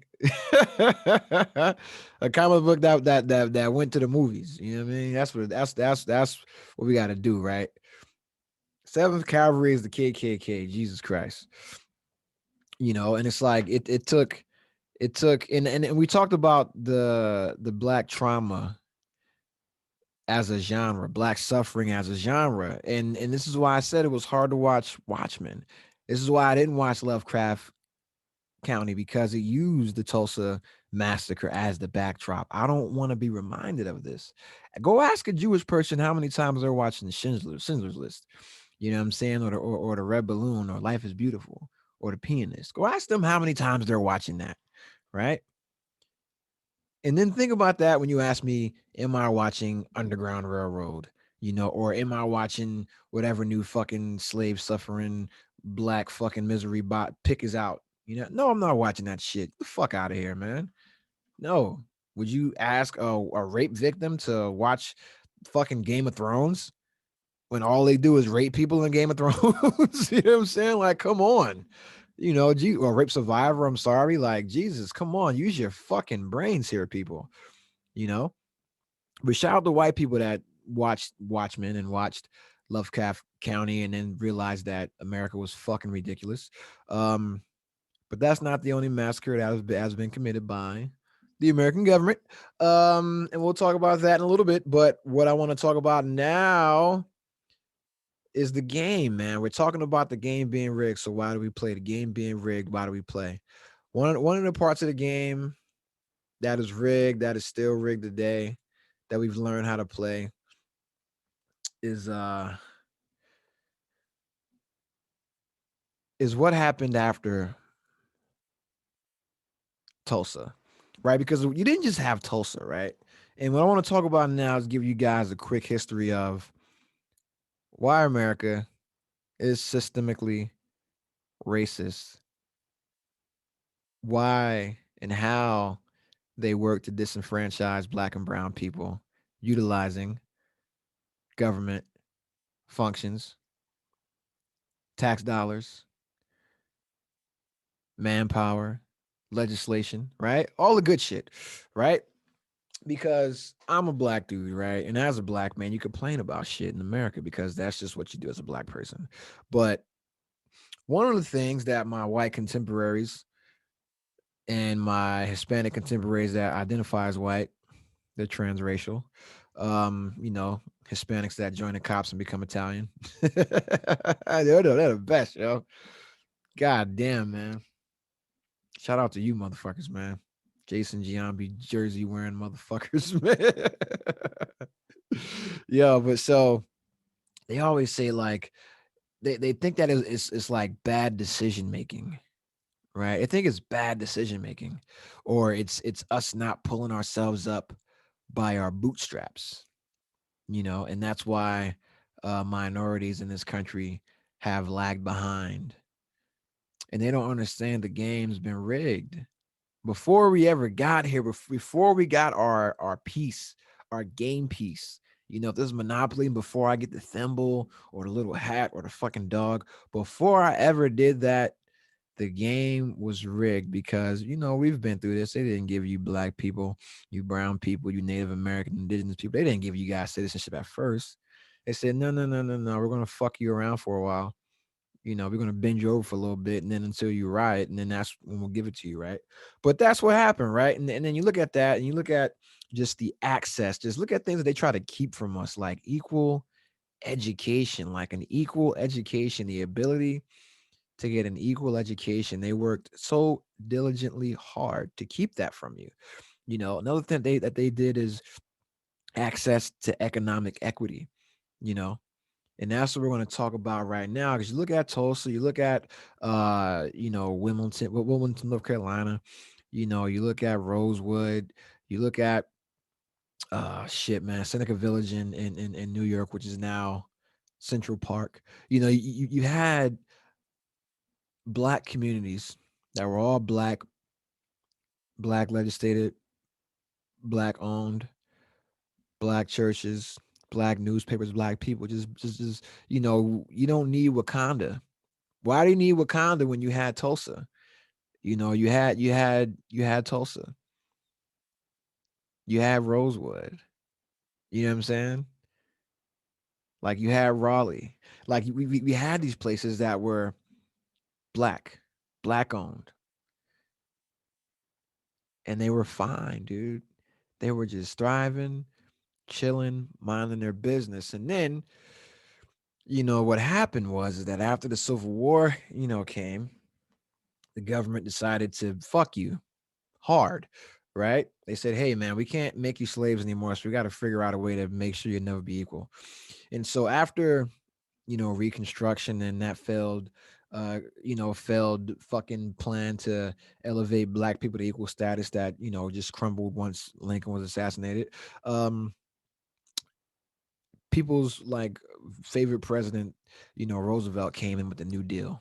And everybody thinks the New Deal was some great thing and some great legislative, slate of social programs to benefit the American citizen. Well, yes, it was, but that was for white people only. The New Deal was for white people only. I hope you guys understand that because I'm going to tell you why that is and why things like Tulsa and things like Rosewood, how that affects black home ownership today. Because when all these things were happening, this is the early 19 this is like this is essentially 2 years after Red Summer, which was 1919, right? That was Red Summer 1919. So 2019 marked the 100th anniversary of that, and now we're uh 2021. So essentially from 1919 to 1921 and even beyond, but just there, right? It was just a shit ton of race massacres or race riots or race related um events in America, all based on race, right? I mean, you even go back further to the draft riots in New York, which the movie The Gangs of New York was based on, but the draft riots in New York, when white people decided to start killing black people and burning businesses because they didn't want to fight in the Civil War because they were like, yo, fuck you, black people, essentially, right? But that's what it was about. And so you can go back that far, but we won't. We just go back to 1919, 1921, and they're burning down black cities, black businesses, black business hubs. And then what happened was is that we can't, we're going through a Great Depression, all that kind of shit. Roosevelt comes in with the New Deal. New Deal, New Deal. Here's the problem with the New Deal, right? What happened was that the Public Works Association created public housing in the 1930s. But this whole thing was set up by race, right? Because segregation was not made illegal in the 30s, you know, housing laws were not in effect at the time, right? So the Public Works Association came in and said, "Yo, here's public housing, and it's all nice, it's all decent, right? But it was set up by race, and in areas that were integrated already, they said, no, no, no, no, no, you niggas gotta get the fuck out of here, right? So if the black people and the brown people and the yellow people, if you guys were in the area that could be considered suburb or that was earmarked for to be a suburb, your ass was going with the rest of the fucking mongrels, right? And that's what it was. And so the Public Works Association created public housing in the 1930s, and they set it up by race. This was part of the New Deal. The New Deal went with the same status quo of segregation in separate and not equal substandard conditions for people of color, right? They're segregating communities that were already integrated. And then a little bit later, you got the Homeowners Loan Corporation, right? They got created to give access to home loans to middle class families. The majority of these families were white families, right? And so the Home Owners Loan Corporation then enlists a gang of real estate agents in all the areas to create maps based on race in order to determine risk associated with home loans for that area. And that was the birth of redlining, right? So what they did was the Public Works Association created the public housing, right? There was no suburbs at this time. There's no new homes built. It's just cities, and the cities fucking suck. And you got the Great Migration, all the freed slaves and children of free slaves, now freedmen, they're coming to the north, right? So the PWA 1930, they segregate all the public works. They segregate all the public housing, right? So the whites getting the good shit in the good areas. Black people and brown people, y'all getting the fuck shit in the fucked up ass areas. All right. Then the HOLC, they create these red line maps and they say, hey, we're not going to approve loans in these areas that are red line because they're quote unquote financially risky. So now black people were a financial risk. So now the government has conspired with the real estate market and the real estate companies and the banks to not fund black home buyers. So now the FHA comes along in 1934 to insure bank mortgages. Because before that wasn't a thing, right? Like the bank wouldn't insure your bank mortgage. Not the bank, I'm sorry, the government wouldn't insure your bank mortgage. So with that being said, like the banks weren't just giving everybody a loan at this point. Like you had to have money. You had to have money to get a loan from the bank to buy a home. But now that the government came in and said, hey, we'll insure this shit. We'll insure this shit. You'll get your money back. Right? You'll get your money. We'll insure it. So now they're insuring this shit. And that is extending access to lower income white families now. So now they can leave public housing and now go into the suburbs. And the thing is that when the FHA goes to insure bank mortgages, they completely exclude the minority neighborhoods and those adjacent to them. So the neighborhoods that are adjacent to the minority neighborhoods. So if I'm black and I know I can't get all the way to the good neighborhood, but I can get a little bit out this shit and get a little bit further away, kind of get out of the city a little bit, they still shutting that down. So y'all stuck. And so now you just got redlined areas and the areas around it. If you in there and you're a person of color, you're stuck and you're not getting the fucking loan to get out. And that was set up since the 1930s. And guess who else did this? The fucking VA. The VA did this as well because when you have black vets coming back from World War One and World War II, and they got their VA loan guaranteed, they got their GI Bill benefits guaranteed. You know who continuously got their shits denied? Black people. And so the VA denied black vets home loans. And then in 1949, the 1949 Housing Act is then further used to siphon black people into the public housing slums. Then the government said, hey, man, motherfuckers got cars. So we're going to use the highway system and eminent domain to destroy even more established black neighborhoods. Because they can run a highway through your fucking neighborhood, which they did in North Carolina. You know, they can claim eminent domain and take your fucking land. And that's what they did. And so you look and you're like, damn, man, like this shit is going on 1949. Y'all motherfuckers getting, you know what I mean, getting lynched in 1957. Y'all can't vote until 1968. Goddamn. Well, when the fuck could you even play the game? You couldn't. The game has been rigged. And you couldn't even fucking play it back then. We couldn't play the game. So when you motherfuckers and you make these goddamn comments about, oh, y'all need to pull yourself up by the bootstraps, or the black community is where it's at because of financial decisions and choices. Listen, man, this is how I know you motherfuckers don't know shit about American history and you choose not to. Because all you gotta do is pick up a book, learn about redlining, learn about the New Deal and what it actually was, learn about why Reconstruction failed. You know, learn about that. Learn about, you know, how much work it took to desegregate the federal government and why they desegregated it. It wasn't because they wanted to, it was because A. Philip Randolph had a March on Washington planned. And they were going to march on Washington with all the veterans. And they didn't, they president couldn't take that, you know, because they desegregated the federal government, but the public is still fucking segregated, baby. You know, they still segregated.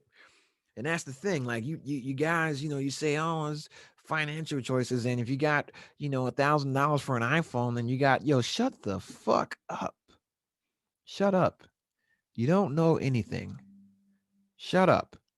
If you knew how the country worked, you knew how the government worked, you knew how America profited off of the pain of the poor, then you'd understand that Native Americans aren't in their position because they drink alcohol or they smoke peyote. They're in it because y'all motherfuckers tried to exterminate them. You look at the Southwest and you see a bunch of Hispanics and you're like, man, I wish they'd go back to where they came from, go back to their country. Hey, man, first off, they were here first. Second, guess what? Most of the motherfuckers down there were brought over here. They're on a Bracero program. And then a bunch of them, like 2 million, were forcibly deported during Operation Wetback shortly after. You know, because white people came back from the war, World War II, and they wanted their jobs back, apparently, because all Hispanics got brought in during the war to do the jobs in the fields because there were no fucking white people to do them. And then you guys came back and said you want to work in the fields, and then you guys didn't, right? But you got a bunch of folks deported who were American citizens, got American citizens deported just because they were Hispanic, had Hispanic names, just indiscriminately rounding up people, throwing them across the border. Sounds familiar, right? But that's the thing, you know, it's been rigged the entire time. You're an Asian and you're like, oh, stop Asian hate. Stop Asian hate. Hey, man, they ain't never going to stop. Why do you think they would stop when they ain't stopped for anybody else? And then look at how long they've been hating Asian people. They've been hating Asian people as long as they've been hating black people. Like, goddamn. Because when they wrote the Constitution, they made sure to keep y'all motherfuckers out of it too. And then when you guys started coming over here, marrying white women, they made laws to stop you from doing that. You know what I'm saying? I want to say they had laws to stop Asians from marrying white women before they had laws to prevent blacks from marrying white women, yo. All them fucking anti-miscognition laws was written for Asian people, not for black people. They weren't scared of us marrying white women, apparently. They were scared of Asians. But that's what it is, man. Look at the Chinese Exclusion Act. You look at how we did you guys in World War II, putting you in internment camps, things of that nature. How we fucking portray you guys in Hollywood, all your famous Asian fucking characters from the 1960s, 70s, and 80s were all white dudes and fucking brown face. You know, yeah, man. That's just what it is, bro. You look at every cartoon with an Asian stereotype, motherfucker with some chopsticks, a pointy eyes, a fucking big ass goddamn bowl hat, or a fucking goofy cut, or a Fu Manchu fucking beard. Listen, man, they've been doing that shit for over 100 years, bro. Over 200 years. At some point, at some point, they'll stop. Just not soon. Because they ain't stopped for Hispanics. They ain't stopped for the blacks. They damn sure ain't stopped for the bro. How much fighting did it take to get the fucking Redskins logo fucking out of here, bro? They were talking about that shit when I was a kid. That's why I stopped being a Washington fan, because the name was fucking offensive. And I'm a kid and I'm like, yo, I can't fuck with these motherfuckers anymore. And they were still good when I stopped being a Redskins fan. or a Washington fan. I'm like, yeah, that name's kind of fucked up. I can't really fuck with the motherfuckers like that, But that's the thing. Think how long it took just to get rid of the Washington football team name. And they were the first people we fucked over. So there's like a queue. There's a waiting line. You know what I mean? Like you guys are not next in the queue, unfortunately. I'm sorry. That's just what it is, man. Shit, bro. They still trying to fucking correct from women. Yeah, I mean, from like it was like, hey man, suffrage and all this shit and sexual harassment and date rape. It's like, bro, they're still trying to fix that shit. You think they're gonna stop Asian hate anytime soon? Hell no. That shit is ingrained in American history, man. We had laws about it. We literally had laws. We had laws to discriminate against you guys. They ain't stopping no time soon. You know, I hope you guys got some fucking Snickers, because they do. They got Snickers and HGH. Let me tell you, these motherfuckers are on their shit, man. God damn, they just got rid of the Washington name. Fuck. you know, they're like just starting to honor, some treaties. Like they're just starting to get like a pipeline shut down, like they're just starting to get some burial ground back, you know, like they're just getting all those massacres, besides Wounded Knee acknowledged, like they just got an apology for the Trail of Tears, dude. Like, fuck. It's a long wait. It's a long wait for the comeuppance, for the get back. That's why you can't wait for that, man. You got to take that shit. You got to take it, and that's why it's like, listen, man, this new generation, that's why I applaud them. They're not waiting. They're not playing the game the same way that we are, nor the generation before us. We're still trying to do the whole 30-year home loan, you know. We're trying to do the whole work hard as fuck for a pension, you know. They're like, fuck that. I'm employing myself. I salute it. A lot of us pioneered that way, because we didn't have any other option. The motherfuckers were hiring for our skill set. So we had to create our own shit, So I salute all y'all, man. I see all these damn people that I graduated high school with fucking businesses. That shit make me happy as hell. That shit makes me fucking proud, bro. That shit makes me fucking proud.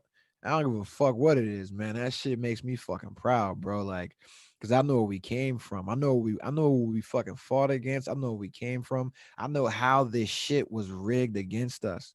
And when I see the majority of folks that I graduated with, knowing how things were rigged against us, when I see them with uh advanced education, I see them furthering their education, whether it's in traditional education like college or technical trades or skilled labor, things of that nature. I see them furthering their skill set. I see them having families. Like I see people married, man, like regardless of whether they had a kid early or not. I see women that had kids in high school that are married, own houses, career straight, husband good, kids good, you know. And we would have never thought that would have been possible back then.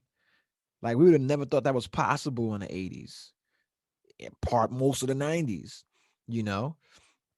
But then we saw what was going on, and credit to a lot of the women, motherfuckers kept it pushing, they kept it moving, they kept it pushing, kept it moving. I salute that. I salute that. I salute that. That's a full-time fucking job, raising a kid by yourself, regardless of a man being available to do whatever. If they're not in the house directly every day together, then yo, bro, that baby need attention, need food, need maintenance like diapers, fucking feeding again, playtime, enrichment. You can't just have a baby in front of a goddamn TV, right? So, and then women still find the time to do that and go to school, hold down a job, and not lose her fucking sanity. That's insane, man. That's crazy. That's impressive. I salute that. You know, in that in our generation, we're still playing the game, but we know how it's rigged. And I see all these people that I grew up with, that grew up in public housing, that own apartment buildings, people that grew up in public housing that own franchises, people that grew up in public housing that are doctors. That shit is that is like the most mind-blowing shit ever to me, you know. But that's just fucking life because we had to learn the game. Like we saw our parents playing the game, and we're like, we have to play this game to survive because we don't know anything else. All we know is the game, and we have to play it because there isn't anything else but the game. We're like the little motherfuckers in Maze Runner running through the fucking maze, and we don't know what shit else out there. But then guess what happened when them little young motherfuckers came in and said, "Hey, man, something ain't right," and they discovered that it was some other shit out there. Changed the whole fucking game. Changed the whole fucking world, right? And that's the thing. These young kids, man, they're not fucking around with this maze. They're not fucking around with the game anymore. Like we talk about the rat race. Get the cheese. Rat race. Get the cheese. These little motherfuckers don't even want cheese. And what's even better is they know they know they're not rats. That's the thing. They know they're not rats. We didn't find that out till late, but we still want the cheese. Our parents, you know, they don't know an alternative exists to dairy cheese. You know what I mean? They're like, what the fuck is soy? What the fuck is coconut milk? What the goat cheese? No, I want my fucking cow's milk. I want my cow's milk. That's the milk generation, man. Milk does a body good, and we know it fucking doesn't. That's the savings bond generation, you know. That's the fucking 30-year mortgage refinance generation, bro. The baby boomers, man. Salute them. God bless them, man. They went through a lot, but god damn, man, y'all left some shit for us, bro. But we gonna get it done. And the younger generation, they gonna fucking fine tune it. We gonna be all right, man. But that's what I mean. Like, we barely had one generation. My generation is the first generation to know the game is rigged and be able to play within the rules. Because our parents, they're from the 50s and 60s. And guess what was going on then? Niggas getting lynched, niggas getting hung, niggas getting shot. You know what I'm saying? Martin Luther King, Malcolm X, Medgar Evers. All that was going on. Black Panthers. So they kids during that whole shit. The game is still fucking not even able to be played by your ass right now. You can't vote. You can't go to school. You can't live here. All these fucking rules still exist to not even allow you into the game. So our parents didn't even have an option. So this is not a let's shit on the old timers. It's just let's be honest about what the old timers had to endure and what they're still enduring now because they can't change. But now the younger generation, they got the internet, they got access to information. They learned that it's a whole different world out there. There are no blinders. Just like in the Matrix, there is no spoon, you know? And that's what it is, man. That's what it is. They're like the people that are born outside the Matrix. You know, we're like Morpheus and shit, right? Like we can plug back into the Matrix, we can plug out, we can fight the system, but we really can't do shit. It ain't our war to win, you know. We can just get us to a certain point, but then the next guys, they got to stand on our shoulders. And then the generation before us, that's the foundation, and that's what it is. So these other guys, they've had, upwards of 16 to 30 generations to establish some kind of wealth, some kind of prosperity in this country. Black and brown folks, man, y'all motherfuckers just got y'all foot in the door, bro. What, bro? Like, people that voted against Brown versus the Board of Education are still alive today. People that survived Tulsa are still alive. You know what I mean? Like, the people that heckled the Little Rock Nine are still alive. People that voted against Martin Luther King Jr.'s birthday being a holiday are still alive, still in office. That's what I mean when I say the game is rigged and why do we still play? And that's what I mean when I say you motherfuckers talking about pull myself up by my bootstrap. I'm gonna fucking choke you with that shit. Don't say some stupid shit like that to me. Anybody that looks like me, you motherfuckers have no idea how this country works. And until you do, you're not qualified to fucking talk to me.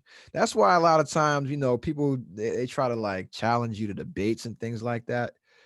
Yo, you're not qualified to debate me because I'm debating life and death. You're not. I'm debating life and death. Everything in this country has been life and death for black and brown people. You ain't had that. You ain't had that issue. You ain't have that problem. You ain't never got snatched out of your bed at night. You ain't never got stopped by the cops, pat down, and had all your fucking shit confiscated. You never got fucking thrown in the back of a car, drug out of town, and beat the fuck up by the police. You know what I'm saying? You will never experience that. You never have gone through that. You never came back in the military uniform and been called a nigga. Let that sink in, man.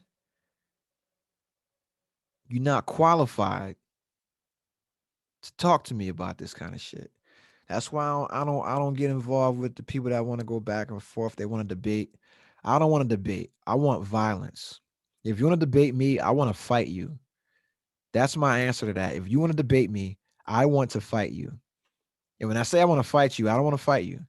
Like I want to hurt you because you're trying to insult my intelligence. You're trying to insult my integrity. You're insulting my intellect, man. You're insulting my fucking heritage, bro. You want to debate me? I want to fight you. How about that? That's the response. That's the response that any person of color should give any goofy ass person that says, I'm gonna debate you on reparations. I'm gonna debate you on critical race theory. I'm gonna debate you on no motherfucker. How about you fight? How about we fight? How about we fight? How about you get your best 10, I get my best 10. You get your 5, I get my 5, and we fight. It ain't about right and wrong. We just gonna fight. That's it. You know, because that's what it's gonna devolve to because these other motherfuckers on the evil side, right? They don't they don't care, you know? They're just here to, how they would say the Democrats are here to obstruct. These motherfuckers are just here to stop you from having a good time, you from enjoying your life, you from not being miserable. Some motherfuckers are just born to be miserable, and their job is to spread misery. Everybody has a purpose. It's like if you ever watched The Office, when Michael Scott said the worst thing in jail was the Dementors. That's what these people are. That's what fucking jail. That's what Prison Mike was talking about when he said the Dementors. It's the fucking goofy motherfuckers out here that want to argue about dumb shit. They want to argue with you about critical race theory. They want to argue about you about gay rights. They want to debate that. Like, what do you want to debate? Like, what? Like, a woman having control of their body. I'm going to debate you on abortion. No. Can you have a baby? No, I don't care about your opinion, really. Sorry, dude. You want to debate me? We can fight. We can always choose violence. That may not be the best option, but it is an option, But I don't want to promote that kind of shit, so I don't want to say that, man. But that's just, when people say, listen, you people made bad financial choices. Bro, what choice? You know, tell these people to look up what the Public Works Association did in the 30s, what the Homeowners Loan Corporation did in the 30s, what the FHA did in the 30s, what the VA did in the 30s, what I'm saying, what the Housing Act did in 1949. Ask them about that. You know, And just for the record, man, listen, I know y'all all in y'all shit about Tulsa right now because you're like, oh man, it was 100 years ago, right? It was 100 years ago, 100 years ago. That's what the people are saying now. 100 years ago. Well, how about this? How about, you know, we'll talk about some massacres, state sponsored, that happened in your lifetime because you're born after 1965, right? Because that's who the enemy is right now. Anybody born after 19, but you born before 1965, you my enemy. How old are you if you born now? What is that, 60? Listen, that's not fucking 60. You born before 1965. You are my enemy. It's okay though. It's not your fault.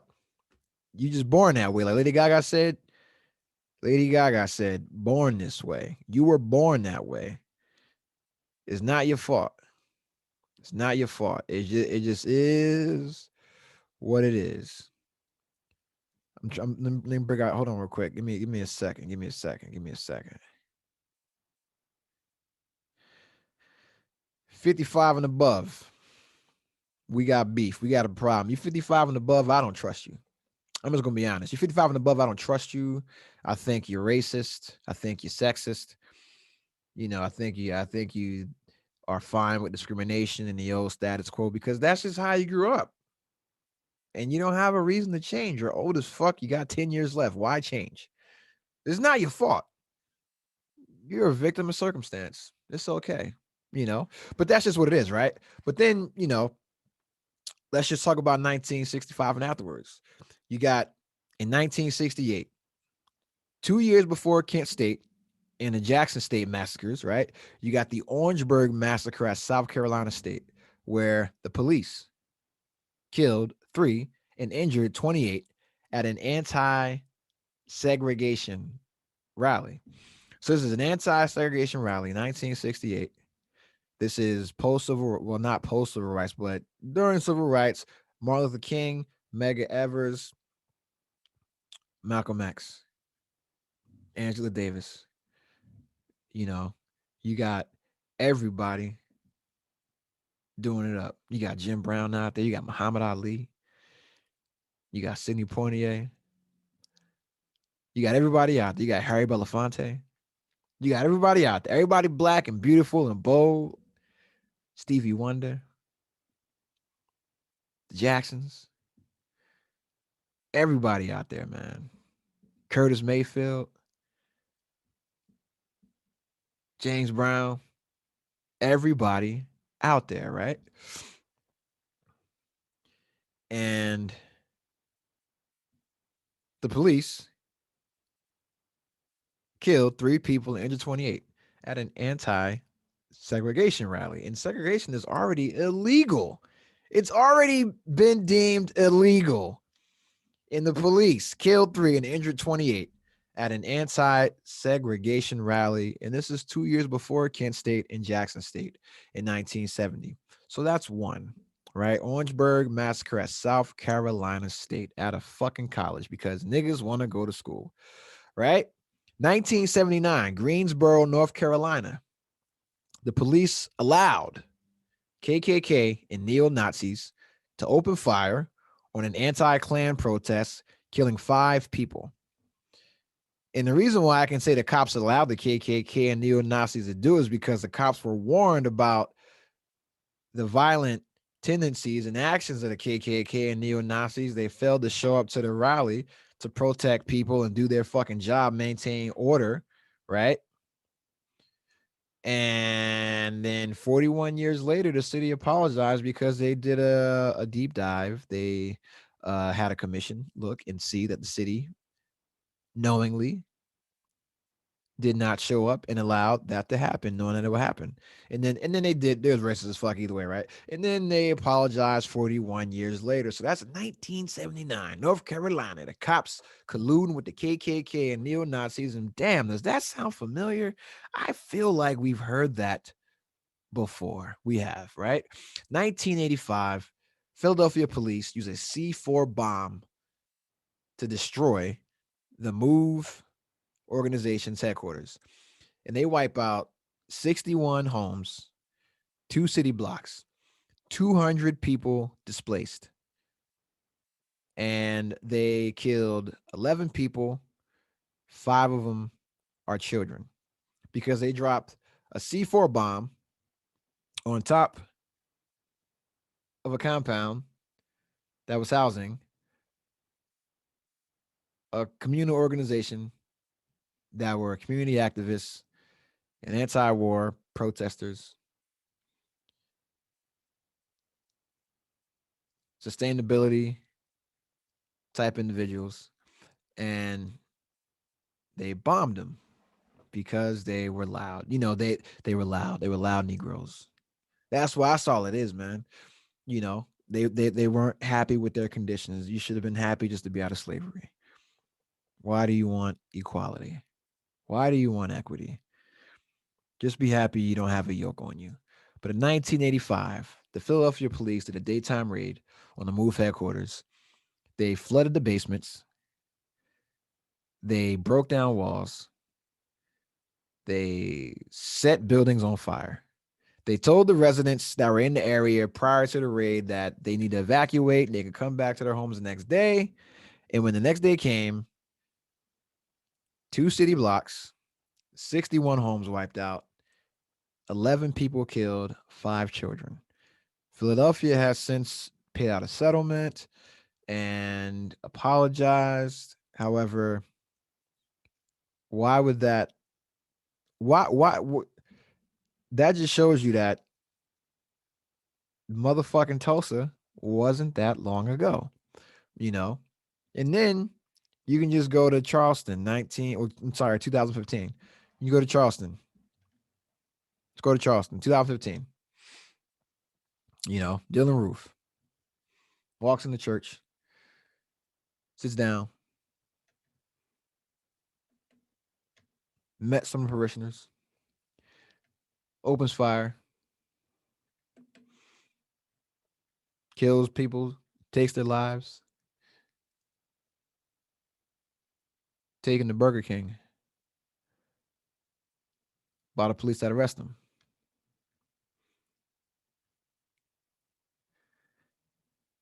So when in the life of a Tulsa survivor was America ever great? The game been rigged their entire life, and they've seen various iterations of it. They've seen various iterations of it. The game has been rigged your entire life. You survived Tulsa, you survived World War II, you survived civil rights, you survived the war on drugs, you survived mass incarceration, you survived COVID. 100 years later, game's still rigged. Why do we choose to play? Yeah, man, this is like, I don't want to say it's like a stream of consciousness or it's a black man's thoughts or nothing like that, but this is some things I was thinking about, man. A conversation I was having with myself. A story that I was formulating in my head. I told you, man, this is Cognac stories. It's different. It's aged. Wait till we get the conversation about milk versus wine versus cognac. Wait till we get into that conversation, man. But yeah, we talked about a little bit of dating, bro. Talked about the game, whether it's life, whether it's politics, whether it's the game. The universe is a game, man. Learn the fucking rules. Talked about Naomi Osaka. We didn't talk about these dumbass NBA fans, and I really don't feel like talking about these motherfuckers. But I'm gonna tell you right now, you fans about to get fucked up, and we did talk about them. You fans gonna get fucked up. That's all I'm gonna say about that. You fans gonna get fucked up. Throwing beer at fucking Kyrie. I'm sorry, Emmanuel quickly throwing a water bottle at Kyrie. Racist ass fans harassing Ja Morant's family. Racist ass motherfucker spitting on Trey Young, spitting on 50 Cent. You lucky he ain't fucking beat your ass. Motherfuckers dumping popcorn on Russell Westbrook at the Wizards game. Let me tell you, man, these athletes are professional athletes. They will beat the shit out of you. All right, you motherfuckers, you dumb ass idiots. I'd tell you right now, if I was at a fucking game and I saw this like that, I'm gonna tell on you first off. Then I'm gonna beat your ass myself. God damn it. Talked about Tulsa 100 years later. That's what this whole thing's been about, man. The game being rigged. Learned about the New Deal, man. Talked about some shitty ass atrocities America has done. So next time a fucking dickhead says, "Oh well, Tulsa was 100 years ago," well, you can say, "Well, Orangeburg was 1968, Greensboro, North Carolina was 1979, Philadelphia, 1985. Punk ass bitch. But yeah, man. I'm gonna go ahead and get out of here because I gotta fucking move tomorrow. But listen, Memorial Day. Hope you enjoyed your day. May is over, but mental health is never at the back of our minds. Tell your fucking loved ones you love them. Hug them. Shit. Sometimes I got money and I still feel broke. Shout out to all the fucking shout out to all the mothers. I don't want to call baby mamas. I don't want to say baby mamas ever again. I don't like that term. I don't like the term baby daddies either. I'll tell you why I don't. We'll talk about that next time. We're only mothers or fathers from now on. We are parents. We are mothers. We are fathers. We are not baby daddies. We are not baby mamas. We're going to talk about that. But anyway, fuck being woke. Should have never been sleep. Peace.